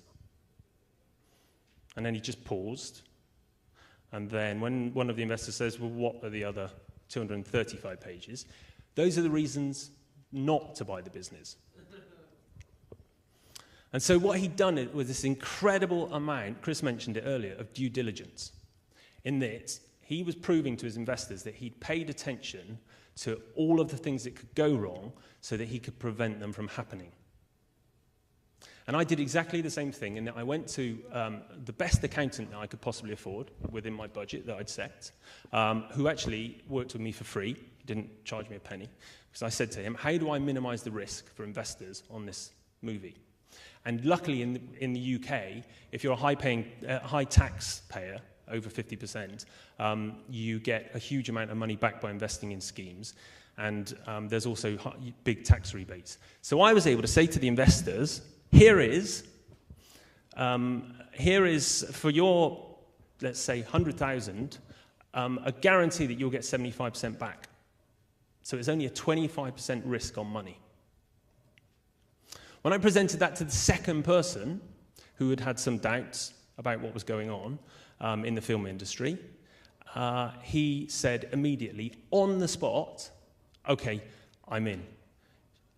I'm in because you've shown me that you've thought about all the things that can go wrong, all the things that are likely to go wrong, all of the problems with the film industry, and you've minimized my risk. And actually, I'd love to be a part of it. It's really exciting. But send me all of the contracts and send me all of the materials via email, which I did. I send, by the way, whenever I send out important stuff, like business plans, I do it at 7:30 in the morning. I make sure that that's my time for sending stuff, so that any investor or any person that I want to do business with who's seeing it sees that I get up early and that I'm on the case probably before them. Well, I'm up at 6 in the morning anyway, because I've got 2 little boys who wake me up. But I make sure that I never send anything in that kind of mid-afternoon time. It's always early in the morning so that it has that effect. So we'd raised almost all of our money, and then one more investor who was getting a divorce decided that he wanted to shift some money, and he gave us 150 grand, which was great. And he said, I don't even care whether I get it back. Now, those aren't very common, those investors, as you will know. So I raised £900,000 with zero experience in the industry, and we are currently coming to the end of, we've produced the film and we're just doing the finishing touches of it, and we have a distributor in the UK, we have sales agents globally, and the whole thing has been relatively easy. And if you speak to people in the film industry, you'll hear horror stories, and some people that I've met who have been trying to get their investment money for years around scripts.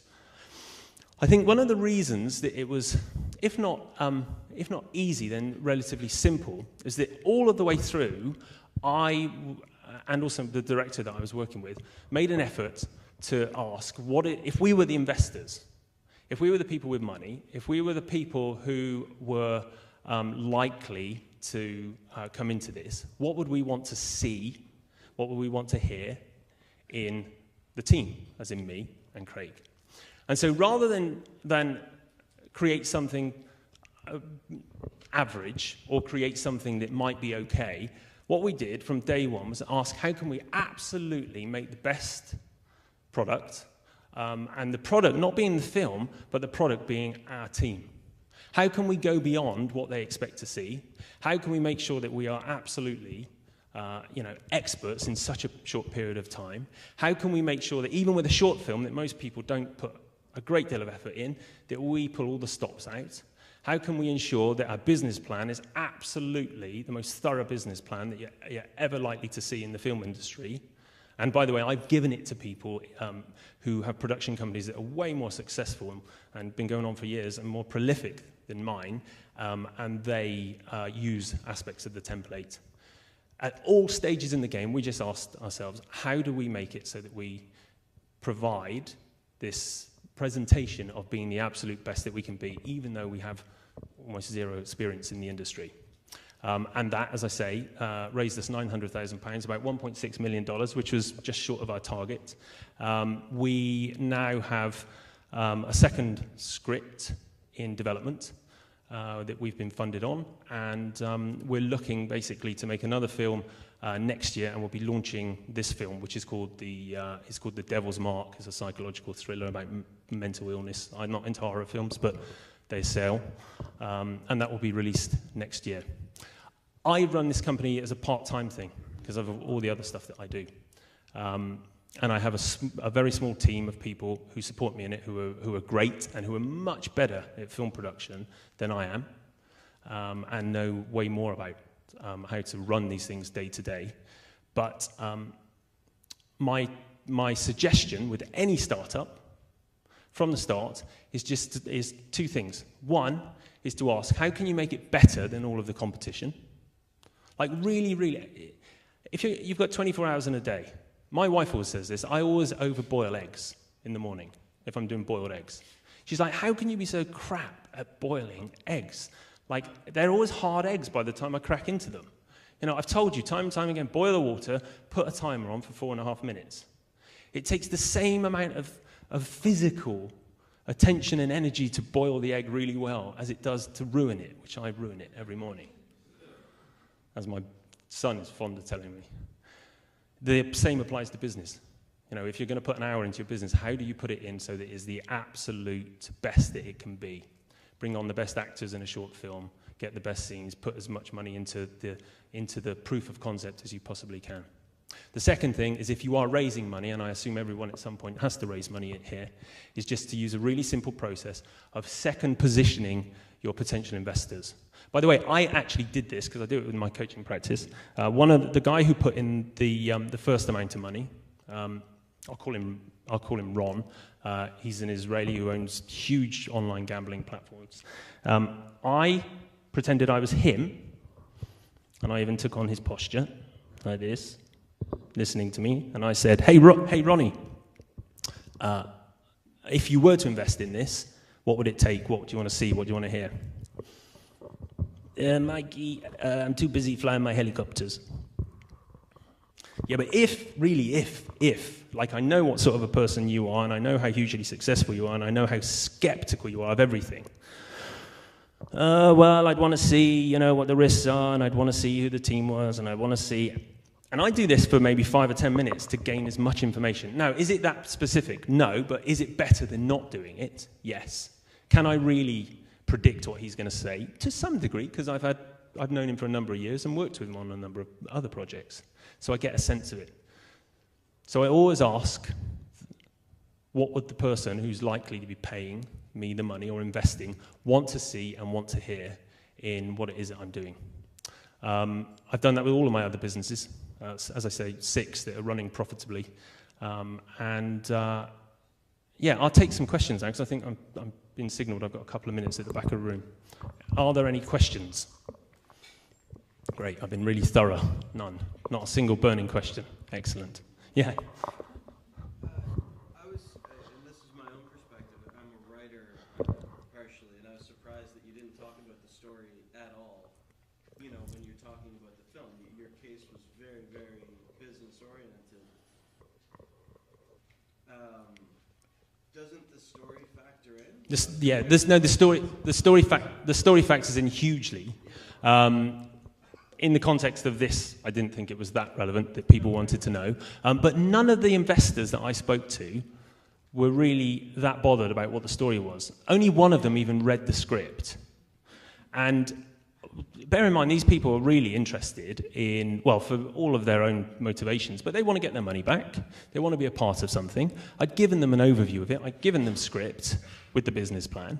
I've told them about how those sort of films are doing, how well they're doing. But they were more interested in the fact that we'd looked at all of the business aspects of it. Again, this is one of those things that so working with distributors, they want to know the story. They want to see the quality of it, because they are working it in a creative process. Whereas the business investors had almost next to no interest other than a brief overview. Yeah. Okay, thank you. Good question, though. Thanks.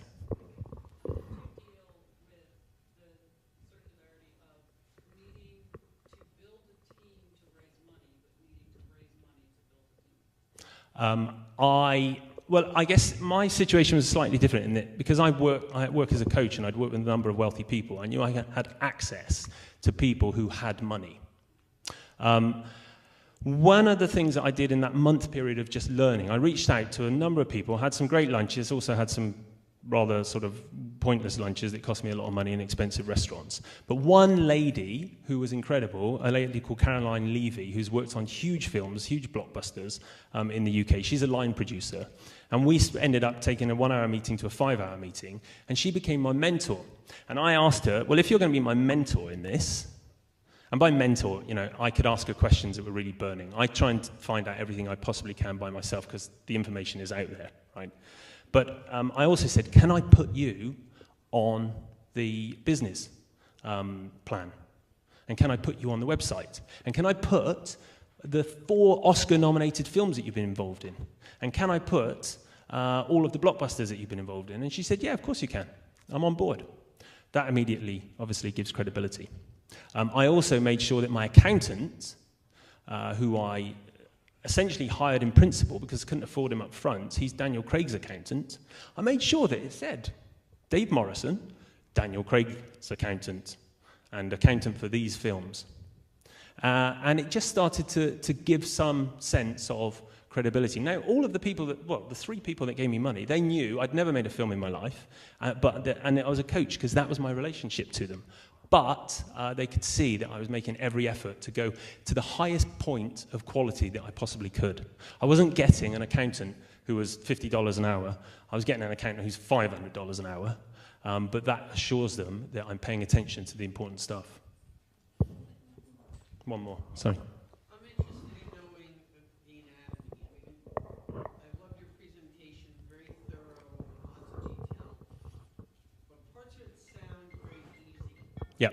Bang to this, bang to this, bang, and at the end of doing this simple process, you're going to have a finished film project. So can you give us the 3 or 4, let's call them anatomy points or steps, structural aspects to the formula of do this, do this, do this, and maybe the 1 or 2 or 3 don't ever do? Don't ever invest money into a film company, your own money. That's the first one. And literally everyone, Caroline Levy was like, first rule, do not invest your own money in the business. There are people out there with much more money than you who can afford to lose it. And also, when it's your money, you won't take it as seriously. In that when other people invest, and I've experienced this on a number of my other businesses, the second somebody else invests, for me, I feel a responsibility and I feel a stronger motivation to make sure it works. The anatomy of the positive things, really, it's what I've spoken about already, which is to become absolutely schooled in whatever the field that you're in. And by the way, working as a coach, and when I work with businesses, I feel it's super important for a business coach to be successful in business.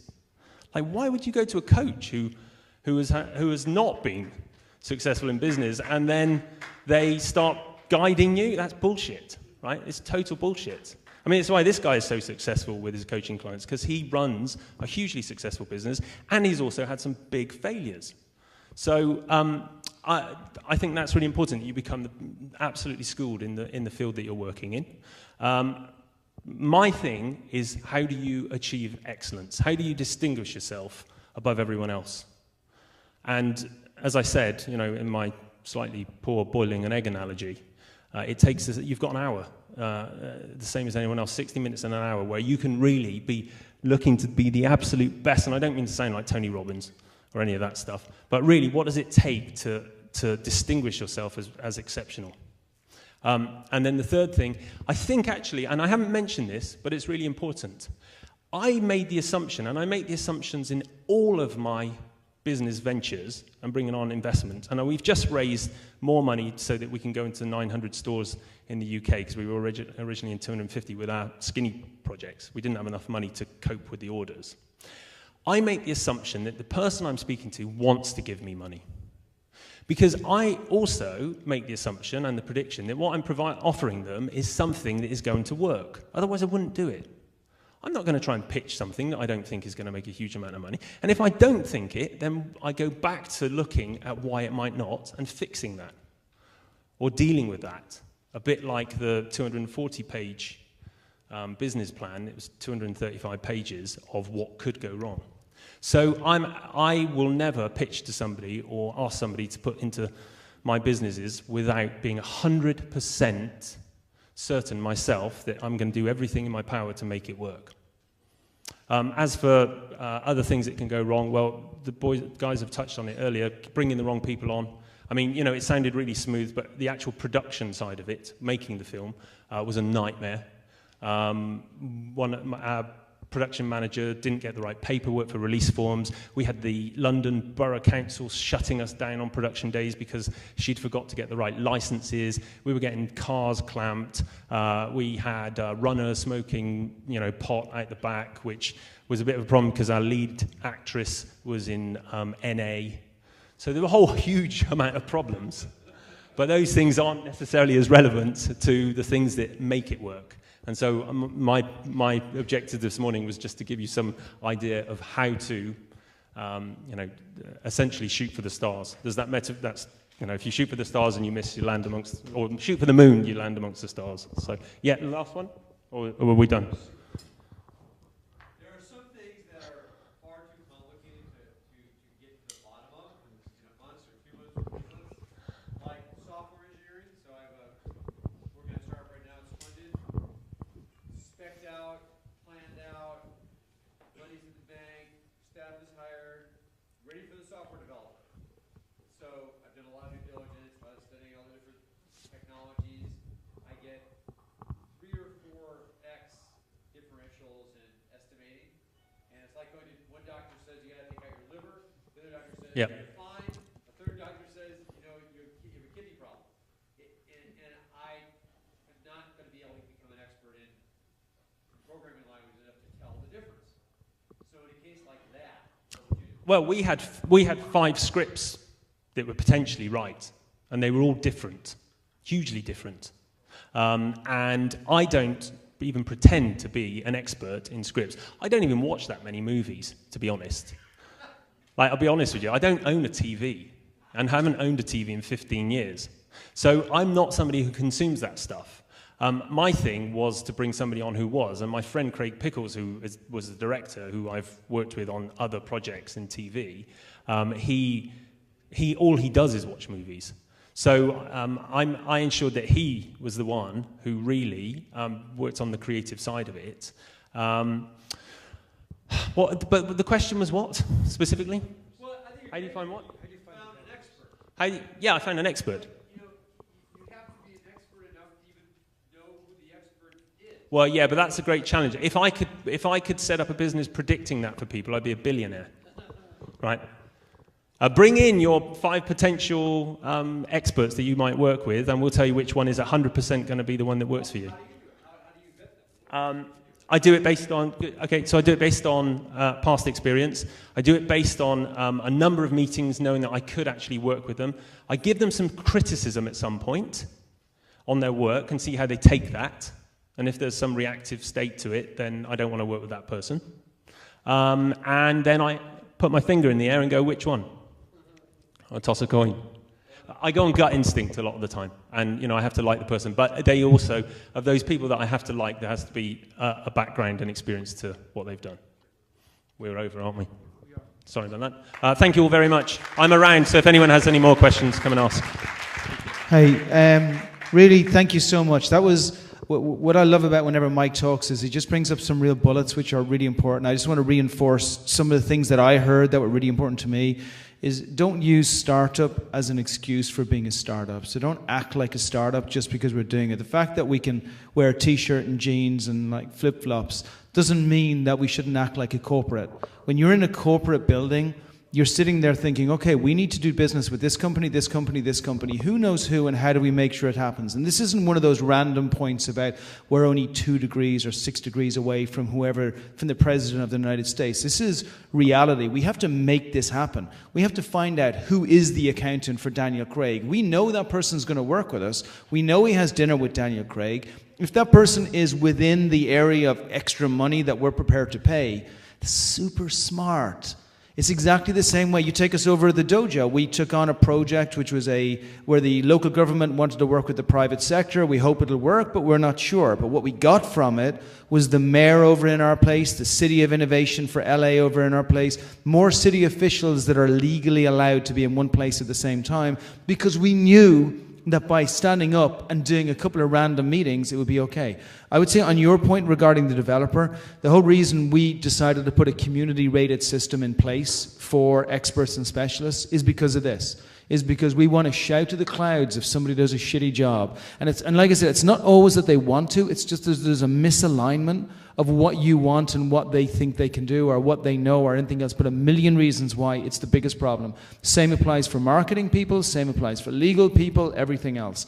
I only go on relevant local community ratings, always. And by the way, for me, we'll never take commission referring anyone. If you want to come over to the dojo and sit down and look through some developers, I'm happy to do it for half an hour, or go to Mike or anyone else, but we're always open to do that.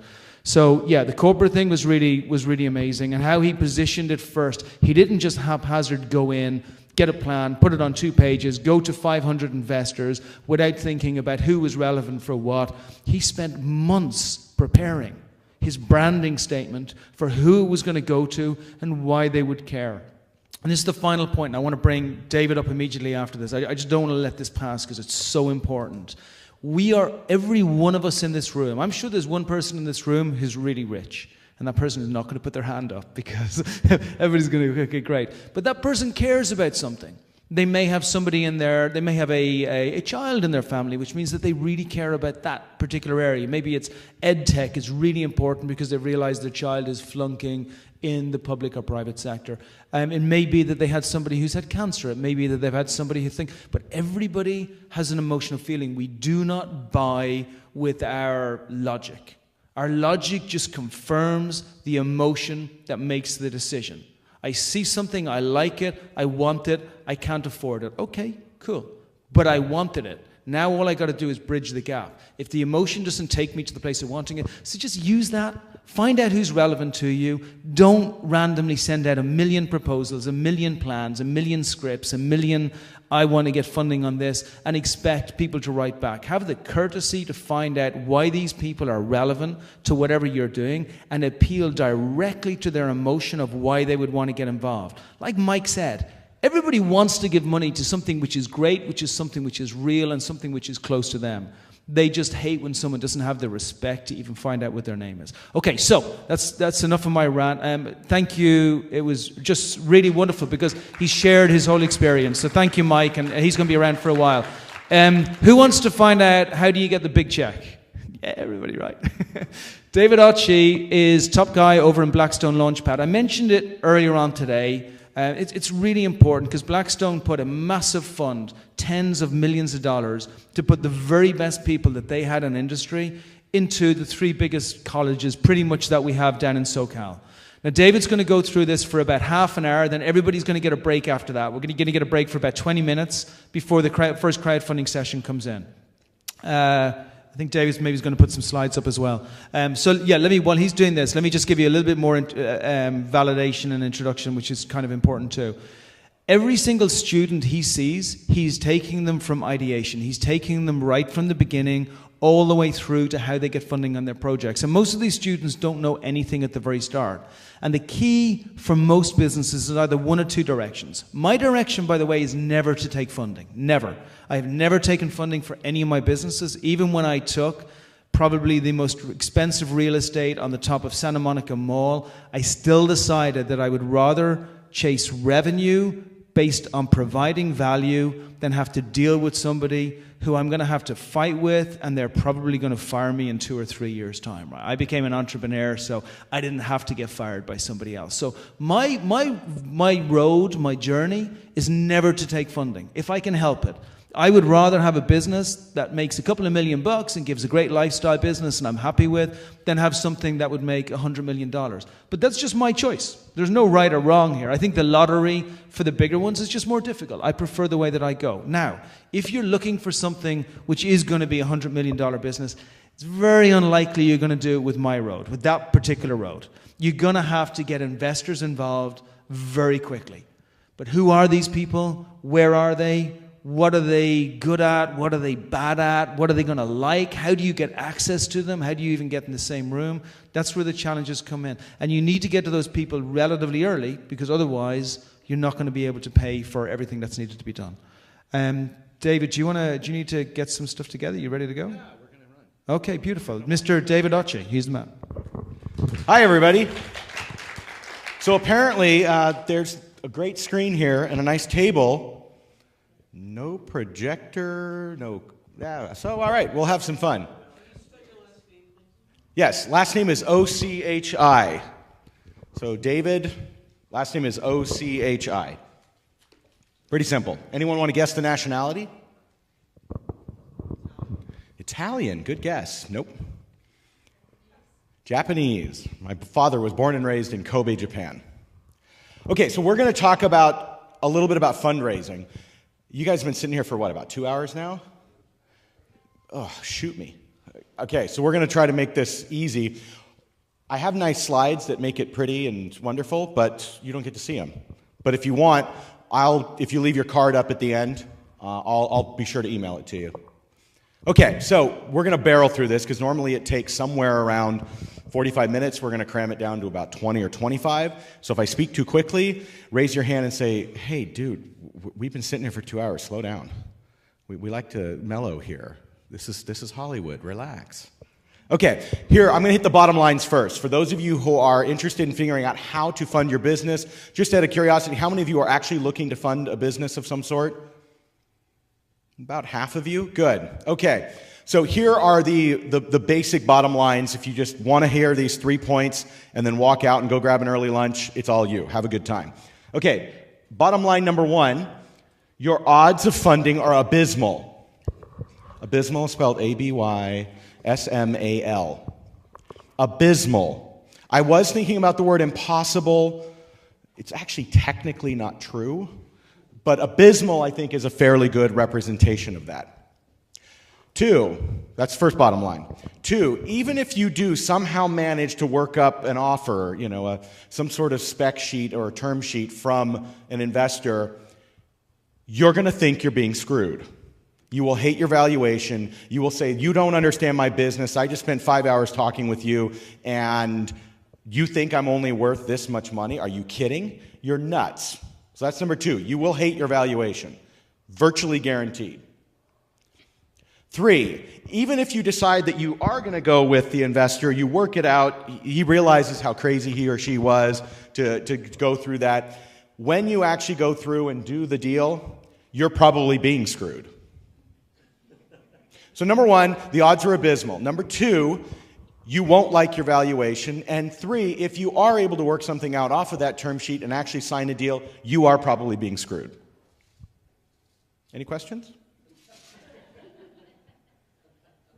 All right, we're done. Good, lunchtime. Yay. Anyone relate to that? Yeah, go back to your day job. All right. So there are traditional sources of funding, right? And I'm going to do this. I'm going to throw some coins on the table here.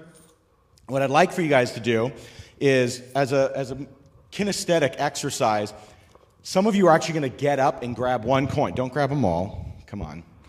We're at the Ritz-Carlton. We can at least pretend to be wealthy. Come grab a coin, and you're going to have an exercise you have to go through. Here's a bold man. He's going to grab a coin. So while I'm talking, there's 18 of them, so I'm hoping we can get rid of 18 coins and have it in people's hands that aren't mine.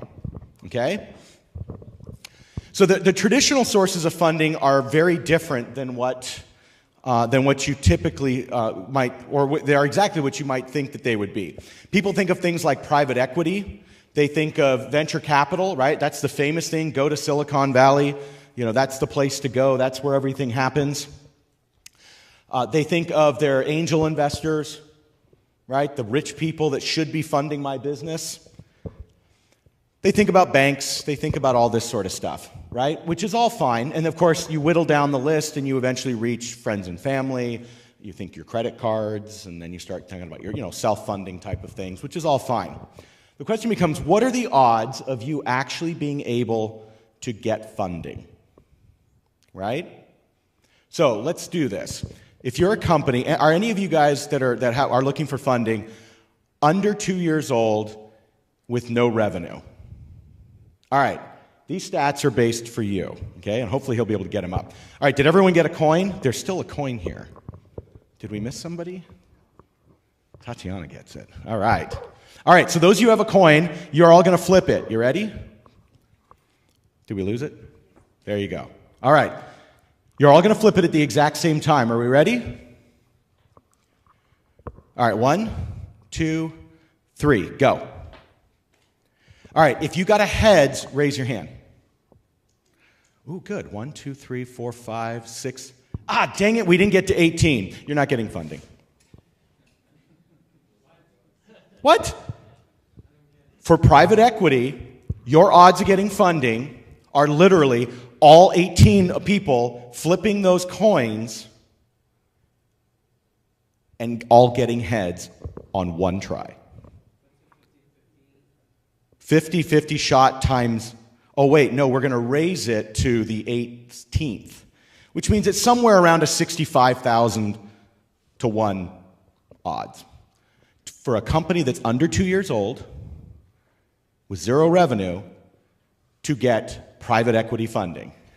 Yay! Okay, let's make this easier. 12 of you, let's just do 16, see if we can hit it. 12 of you, let's see if we can get, actually we had 6 of you that got heads, yeah, you're out. We're gonna have 12 then left over, that works out well. If you didn't get a heads, if you got a tails, we're gonna flip one more time. Ready? 1, 2, 3. All right, we have heads and we have coins flying all over the place. What did it come out? Heads? Oh, all right, heads. How many heads? 1, 2, 3, 4, 5, 6, 7, 8. We needed 12. Sorry, no venture capital. Getting the point? Your odds are abysmal. Not impossible. It is entirely possible that we flip 12 heads. They are abysmal, though. And yet everybody will tell you that it's about how you pitch, who you pitch to, the right things, you get in front, you pitch it well, and man, you're going to the moon. Yeah! And there's tons of articles all over Inc. and Entrepreneur Magazine about learning to land the pitch, go make the deal happen, you can do this, bam, bam, bam. Your odds are abysmal because you're talking to the wrong people. If you go talk to venture capital, if you take that Southwest flight up to the Bay Area and walk all over the place when you're, oh wait, I need to not wear a suit, but I need to not look too casual. What role do I need to play? Well, I'm in cybersecurity, so I need to look kind of hackerish. All that kind of stuff. Your odds are abysmal. Now, of course, there's ones that are better. I wonder if that's just my laptop being small, being spooked. Okay, so this goes down in the list. If you can imagine that the number of coins being flipped, this is what it looks like. Angels, you have to get 8 out of 8 to all be heads. Remember we go to Angel Invest, we're like, yay, look, let's go talk to angels. They're rich people, they like us. I wonder why this thing keeps turning off. Maybe, I don't know. Okay, I'll just keep hitting the button, that'll be fun. Business loans, everyone thinks business loans are pretty cool. Do you realize your odds of getting a bank business loan are actually better than an angel? Say what? Yep. They're still abysmal, right? Now, if you go down, you'll notice you get to friends, the fools type people, as we move through here. I left fools off, by the way, because it's really hard to measure them. They don't like to self-identify very much.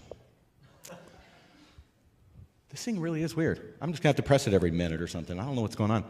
Okay, you notice at the bottom it says self? Why do you have to flip a coin for self? I mean, can't you just say, well, nope, I like it. Put the money in? Any of you married? Yeah, and if you have a spouse, as some of you do, who maybe isn't as energetic about your idea as you are, it's probably worse than a 50-50 shot, right? Some would argue it's even harder. But at minimum, it's a 50-50. So when you average it out with the single people, it's probably around. It's not easy, right? Now, there's a question at the bottom that I think is really relevant. Would you invest in your own company? And this thing will probably turn off, but we'll run with this for now. How many of you that are looking for funding would actually invest in your own company? You probably have, right? Okay. So imagine this. How much do you guys need? How much money are you guys looking for? $750,000. Let's use that.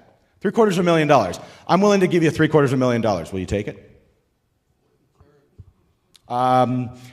Give it back to me at some point, say in the next 7 years. 0% interest. That's cool. So it's a 0% loan? Yep. For what kind of equity? I just want to help you out. I like you. 0% loan, $750,000, No personal guarantee. Dude, you're all over that, right? We were like, dude, I wanted $2 million, right? Of course. Good. Now, I made a mistake. I actually didn't mean to say that it was 0% interest. I actually need 8% interest. No payments, though, for 7 years. Yeah, but only daily, don't worry. 8% per annum on a, okay, we'll go weekly, fine. Nah, I'll be nice to you. Let's just go weekly. You taking it? $750,000 and you're already out? 8% interest? Do you believe in your idea?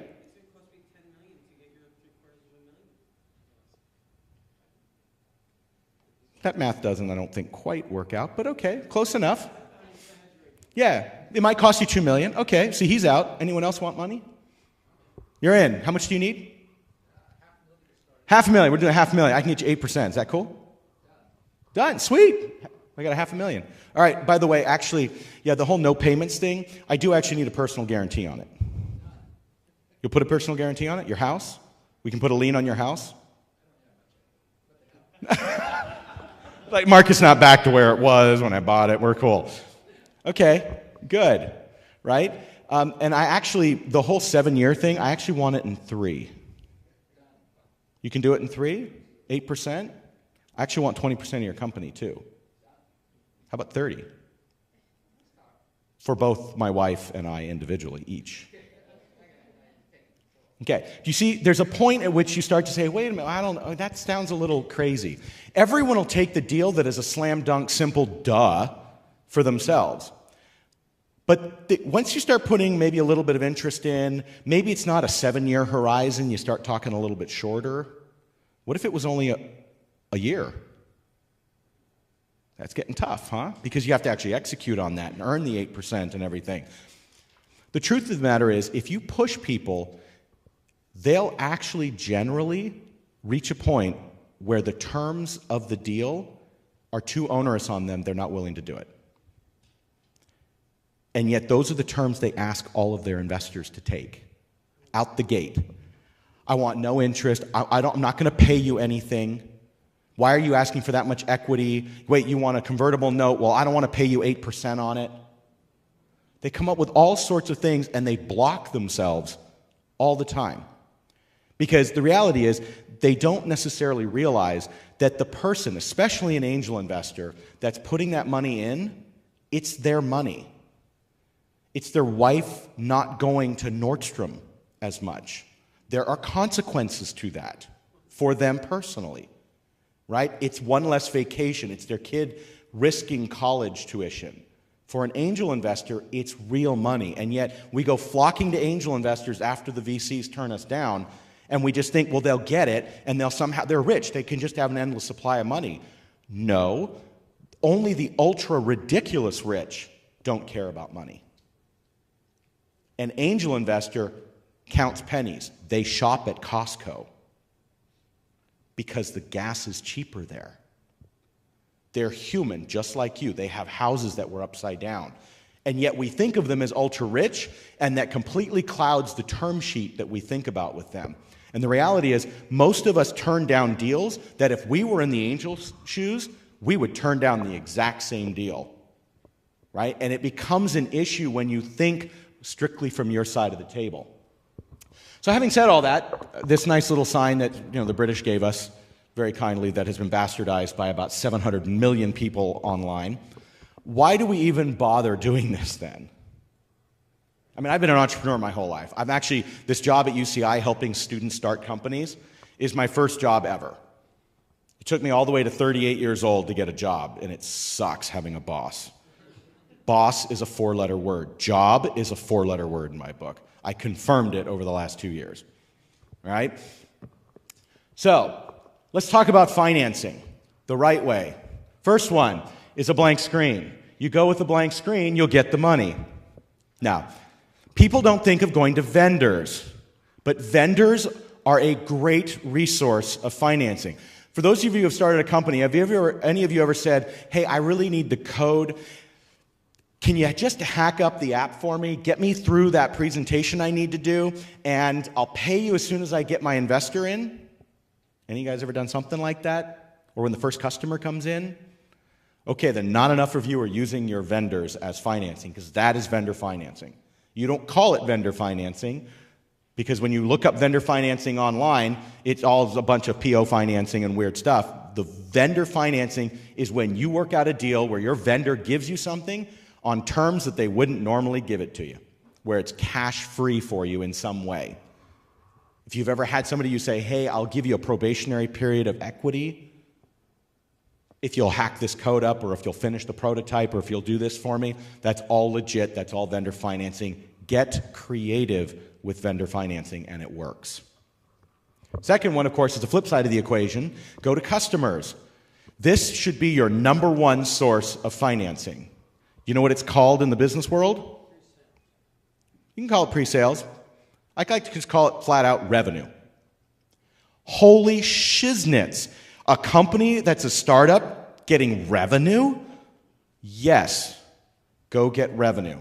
Kickstarter and Indiegogo and all that have made it really easy for a lot of businesses to be able to get revenue early on the promise that you'll give them something later. Turn to your customer. You can work out deals. We worked out a deal with one customer. We said, look, we'll be totally honest with you. We're doing this new technology. We have no idea if it really works, but wouldn't it be really cool for you if it did? Your own staff just doesn't have the technical background to do this. Let's make a deal. We're going to be charging you 20 grand a year to use this software. We'd like to work up a deal. We know internally it's going to take us about 20 grand to write the code. So here's what we want to do. If you'll prepay 20 grand to us and give us 4 months to deliver, we'll give you 3 years for that 20 grand. And if we don't deliver on it, we can't do what we say we're going to do, we owe you the 20 grand. Fair enough? Plus what? Was it? No, we owe them 20 grand. It's a risk they're taking. They bit. Why? Because they look at it and say, this is really cool stuff. We would like to develop it. I mean, we wish we had it. We would either pay 20 or 30 or 40 to do it ourselves, or we can just pay these guys to do it, and we get 3 years of service on it. Let's just do that. Come back to us in 4 months when you got the final product. Here's your 20 grand. We show up 3 months later, show them a prototype, they tweak it with us, and 5 months into it, we're launching for them. We've paid for it now. Yes, we have to support them, but in a SaaS model, your marginal cost is what? Virtually zero. They paid for us to then have all the other customers come on board, right? And that doesn't work for every business, that exact model, but your customers are your best source of financing. That is the most confusing one to read. Can anyone read it? Partners, find a way for your partners to be involved. Everyone talks about, oh, I'm connecting up. I've got Fox News that's going to be a part of my group. And oh, no, I'm over here. I've got such and such studios on board. Good, get money from them. Don't go with a handshake and a drink at happy hour. Get money from them. Get them to shake. Oh, yeah, this is going to be awesome. We're excited about it. Great. How much money can you give us? What? Yes. Ask for the money. The thing is, most of us aren't comfortable taking our relationships and turning them into financial relationships. Ask. And the serious people who really want it, guess what they're going to do? Squirm and pony up. They will squirm, so don't feel weird when they're like, oh, well, come on, I didn't think that's what you were talking about. They'll squirm. That's fine. Go, that's exactly. What did you think we were talking about? That you would just produce it? No. You're going to produce it, and you're going to help. Well, then help us find the investor. If it's not you, who can you turn to? You guys are well-funded, right? Turn to one of your pockets. You want this to happen as much as we do, right? You're our partner. Ding. All right. Well, let me call up Susan. I mean, maybe we can get something. It's what happens, right? So, you know this, but investor psychology really revolves around what two things? There's a cheat sheet on the screen there. Before it goes away, what is it? All investors, institutional or anything, revolve around greed and fear. It goes in cycles. Are we in a greed cycle or a fear cycle? We're at a total greed cycle. Have you seen the valuation of Uber? 50, what? Yeah, you're smoking crack if you think Uber's actually worth $50 billion. That's more than the entire airline industry worldwide. come on. Well, but Uber is more comfortable, I guess, so that's fair. So the reason to say no is fear. The reason to say yes is greed. Here's the key to get an investor to bite. You don't necessarily know which side they're on. You've got to find ways to prevent them from saying no and find something that makes them feel greedy. Literally write down on a little Post-it note, use 2 in fact, greed, fear, and put down fear. What are the things that are going to scare them in this, and how do I mitigate those? And on the other one, put greed. What is the thing they're going to say, man, I can't live without that.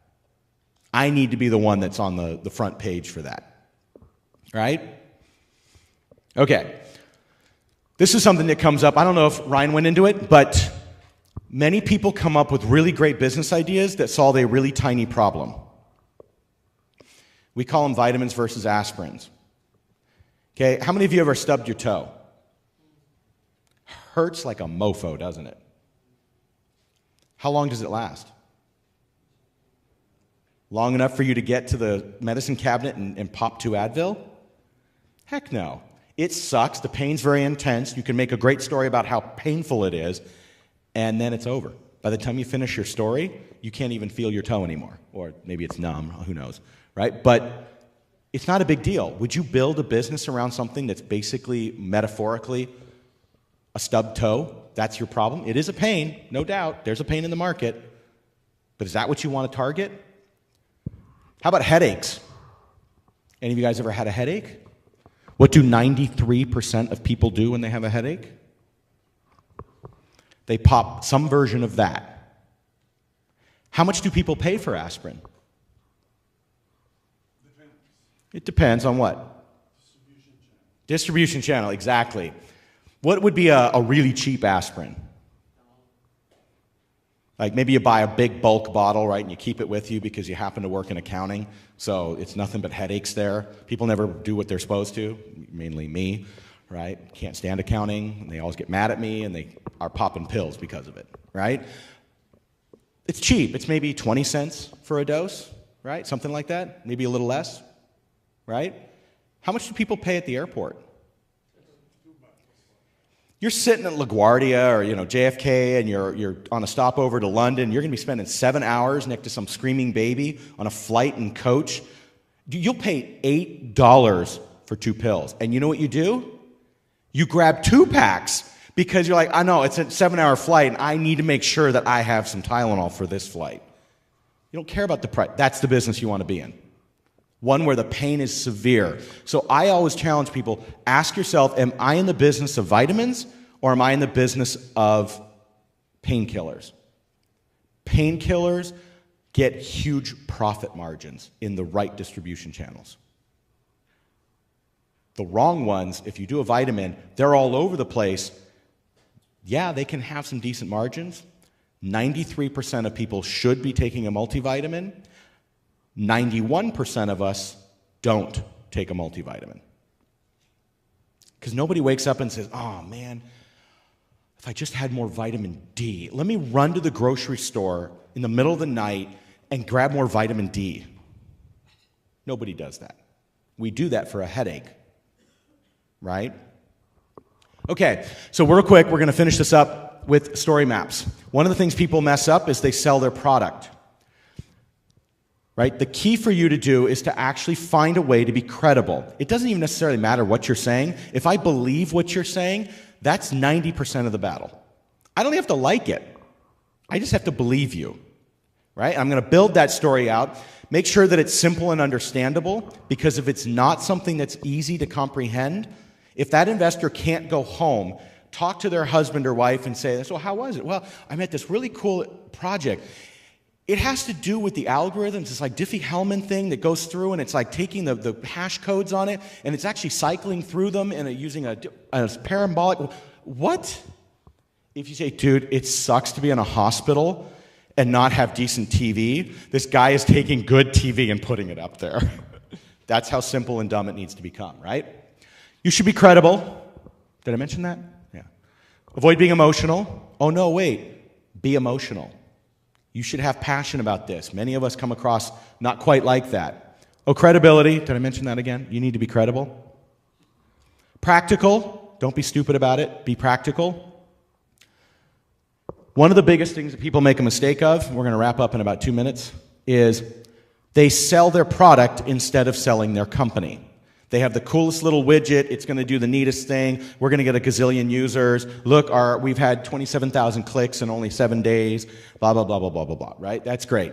What's your story? We're in Hollywood, right? This is about Hollywood and digital and media and all that. That's great. You are not selling the Death Star.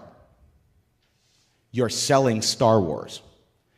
And the characters in this are you and the investor and all that fun stuff, right? They're becoming part of the story, and you need to sell them on your company and the story of your company. Where did Mark Zuckerberg start Facebook?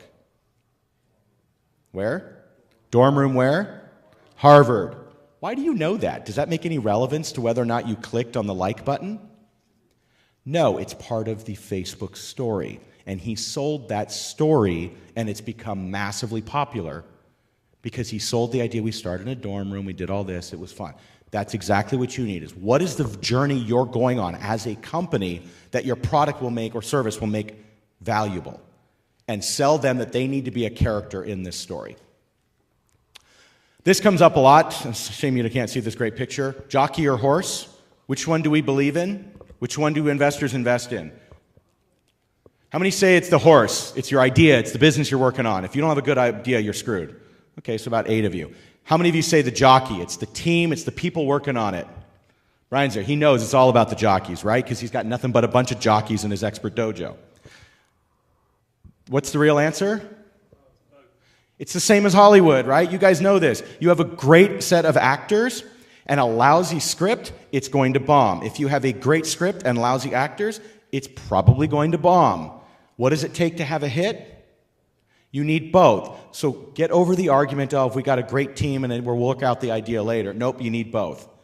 And really work to fine-tune that story so that your actors and your plot look really attractive to an investor and lean upon their greed and their fear to get them to close.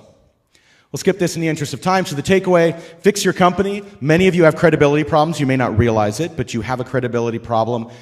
Get through the greed and the fear. Literally categorize what they're going to say before they say it in terms of greed and fear. Or if you have a meeting and they come back at you and they give you reasons, put them into the 2 categories and figure out how to solve those issues. Sell to the right people. This is something we didn't talk a lot about, but do you have 3 minutes? Okay. Do you guys know about Clorox? You guys heard of them? What do they do? Cleaning stuff, disinfectants, chemicals, right? This kind of thing. Do you know that they own a wood chip company somewhere in the middle of nowhere, Oregon? They make logs. What? Yeah, back in like the 80s or something. They went through, and I'll butcher some of the details, but the bottom line is they bought a wood chip company, fought the owners about this thing, about what it means to own this company, right? And they said, you make wood chips, yeah, we're Clorox, give us a better price, and they showed all their projections, and they did all their Excel sheets, and did all their PowerPoints, and they negotiated, and Clorox flew in 7 lawyers to negotiate, and they bought it, and they went, yay, look, we sold our business, yay, exit. They did not give 2 craps what was on the Excel sheet. Yeah, they want future revenues and growth, and yeah, whatever. You're a flatline business. You've been around for 70 years. You're not going anywhere, right? So why would Clorox buy that? If the revenue wasn't anything going to be great, why would they bother buying it? Because they had an off Excel value. They needed that company for a reason that wasn't in the PowerPoint of the person selling it. They needed a steady supply of wood chips. Why would you need a steady supply of wood chips, pray tell, if you're Clorox?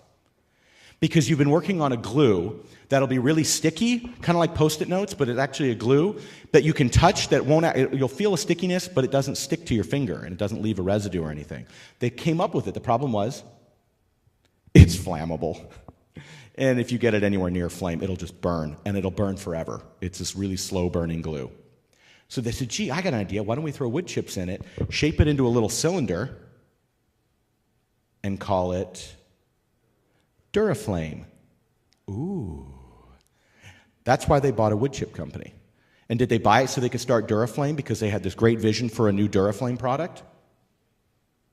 Nope. It solved a sales commission issue. What? Yeah, the real problem wasn't even the fact they had a new product they wanted to introduce. The real problem was they owned a company called Kingsford. What does Kingsford make? Charcoal. When do people use charcoal? We're exiting the wrong audience. We use it year-round. The rest of the country and the world, right, uses it only during the summer. So they had a fleet of salespeople that would go into your Ralph's, basically, right, all your grocery stores and say, hey, it's springtime. It's time for us to get those deals out. Look, we got this great new Kingsford. Look at our new packaging. It's great. We need that spot right next to the front door again. Please, come on, hook us up. I know you like those little vacuum things, but we really need... Come on, buddy. Let's go. And they land these deals, and they fight every time to get the shelf space in the grocery store. And they have to pay commissions on that. Over 50 people out there doing that every year. And they said, you know what, why don't we find a product where we can swap out summer and winter? They came up with Duraflame and said, we need to make sure that when we roll it out, we have a good, steady supply chain. Did they care what was in the PowerPoint or the projections or the management team or any of that crap? No. That's who you want to talk to. Somebody who will find off-Excel value for what you're doing in your business, where that is a strategic value. So with that, Brian's going to kick me off the stage, or the lack of stage. Thank you for being great. If you have questions, I'm happy to answer them, but we may be short on time. I don't know. Man, I love when David comes up, because I always just imagine like that first date that he's on when he's with this perfect partner, and they look over the table and they say, what is it that you think that I'm looking for right now? And she go, I don't know, a great personality or looks or a lifetime. No, that's not going to make it on its own. I think it's awesome. Wasn't he brilliant? Really, I get engaged every time. Thank you so much. And how are you enjoying it so far? I mean, you come to Digital Hollywood for information and engaging with people. Are you getting that today? Good, you're enjoying it. Perfect. So we have, and by the way, just so you know, you don't need to go grabbing business cards and everything else. If you go onto Expert Dojo, all these people kindly give their time to help other entrepreneurs. Just go onto Expert Dojo, look up David's profile, shoot him over in a note through Expert Dojo. He'll be very happy to come back and let you know. Same with Ryan. Same with Mike, same with myself, same with anything else. The only thing we ask you is that if you have an area of expertise, put your area of expertise up there. Be happy to help other entrepreneurs with that area of expertise. What does that mean? It means we all rise with the rising tide, okay? Cool. So we have literally 5-10 minutes for the setup. We're going to bring a crowdfunding panel up. How many of you are interested in crowdfunding?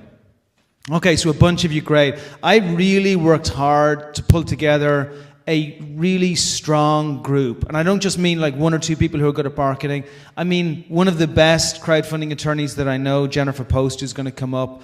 Justin, who's the crowdfunding coach, and I think has never had an unsuccessful campaign. You're going to have Stephen there as well from Ovation Digital Arts, who's an amazing talent. Brian as well over at Rocket Hub, who are well used to putting on crowdfunding campaigns all the time. And finally, Sam, who's opened up a crowdfunding equity platform recently as well. So it's an amazing panel. They're all going to be up here. I have not given anybody any questions beforehand. We're going to make it totally about you. So just take a break, come back in like 5 or 10 minutes. We'll be all set up and we'll be ready to go.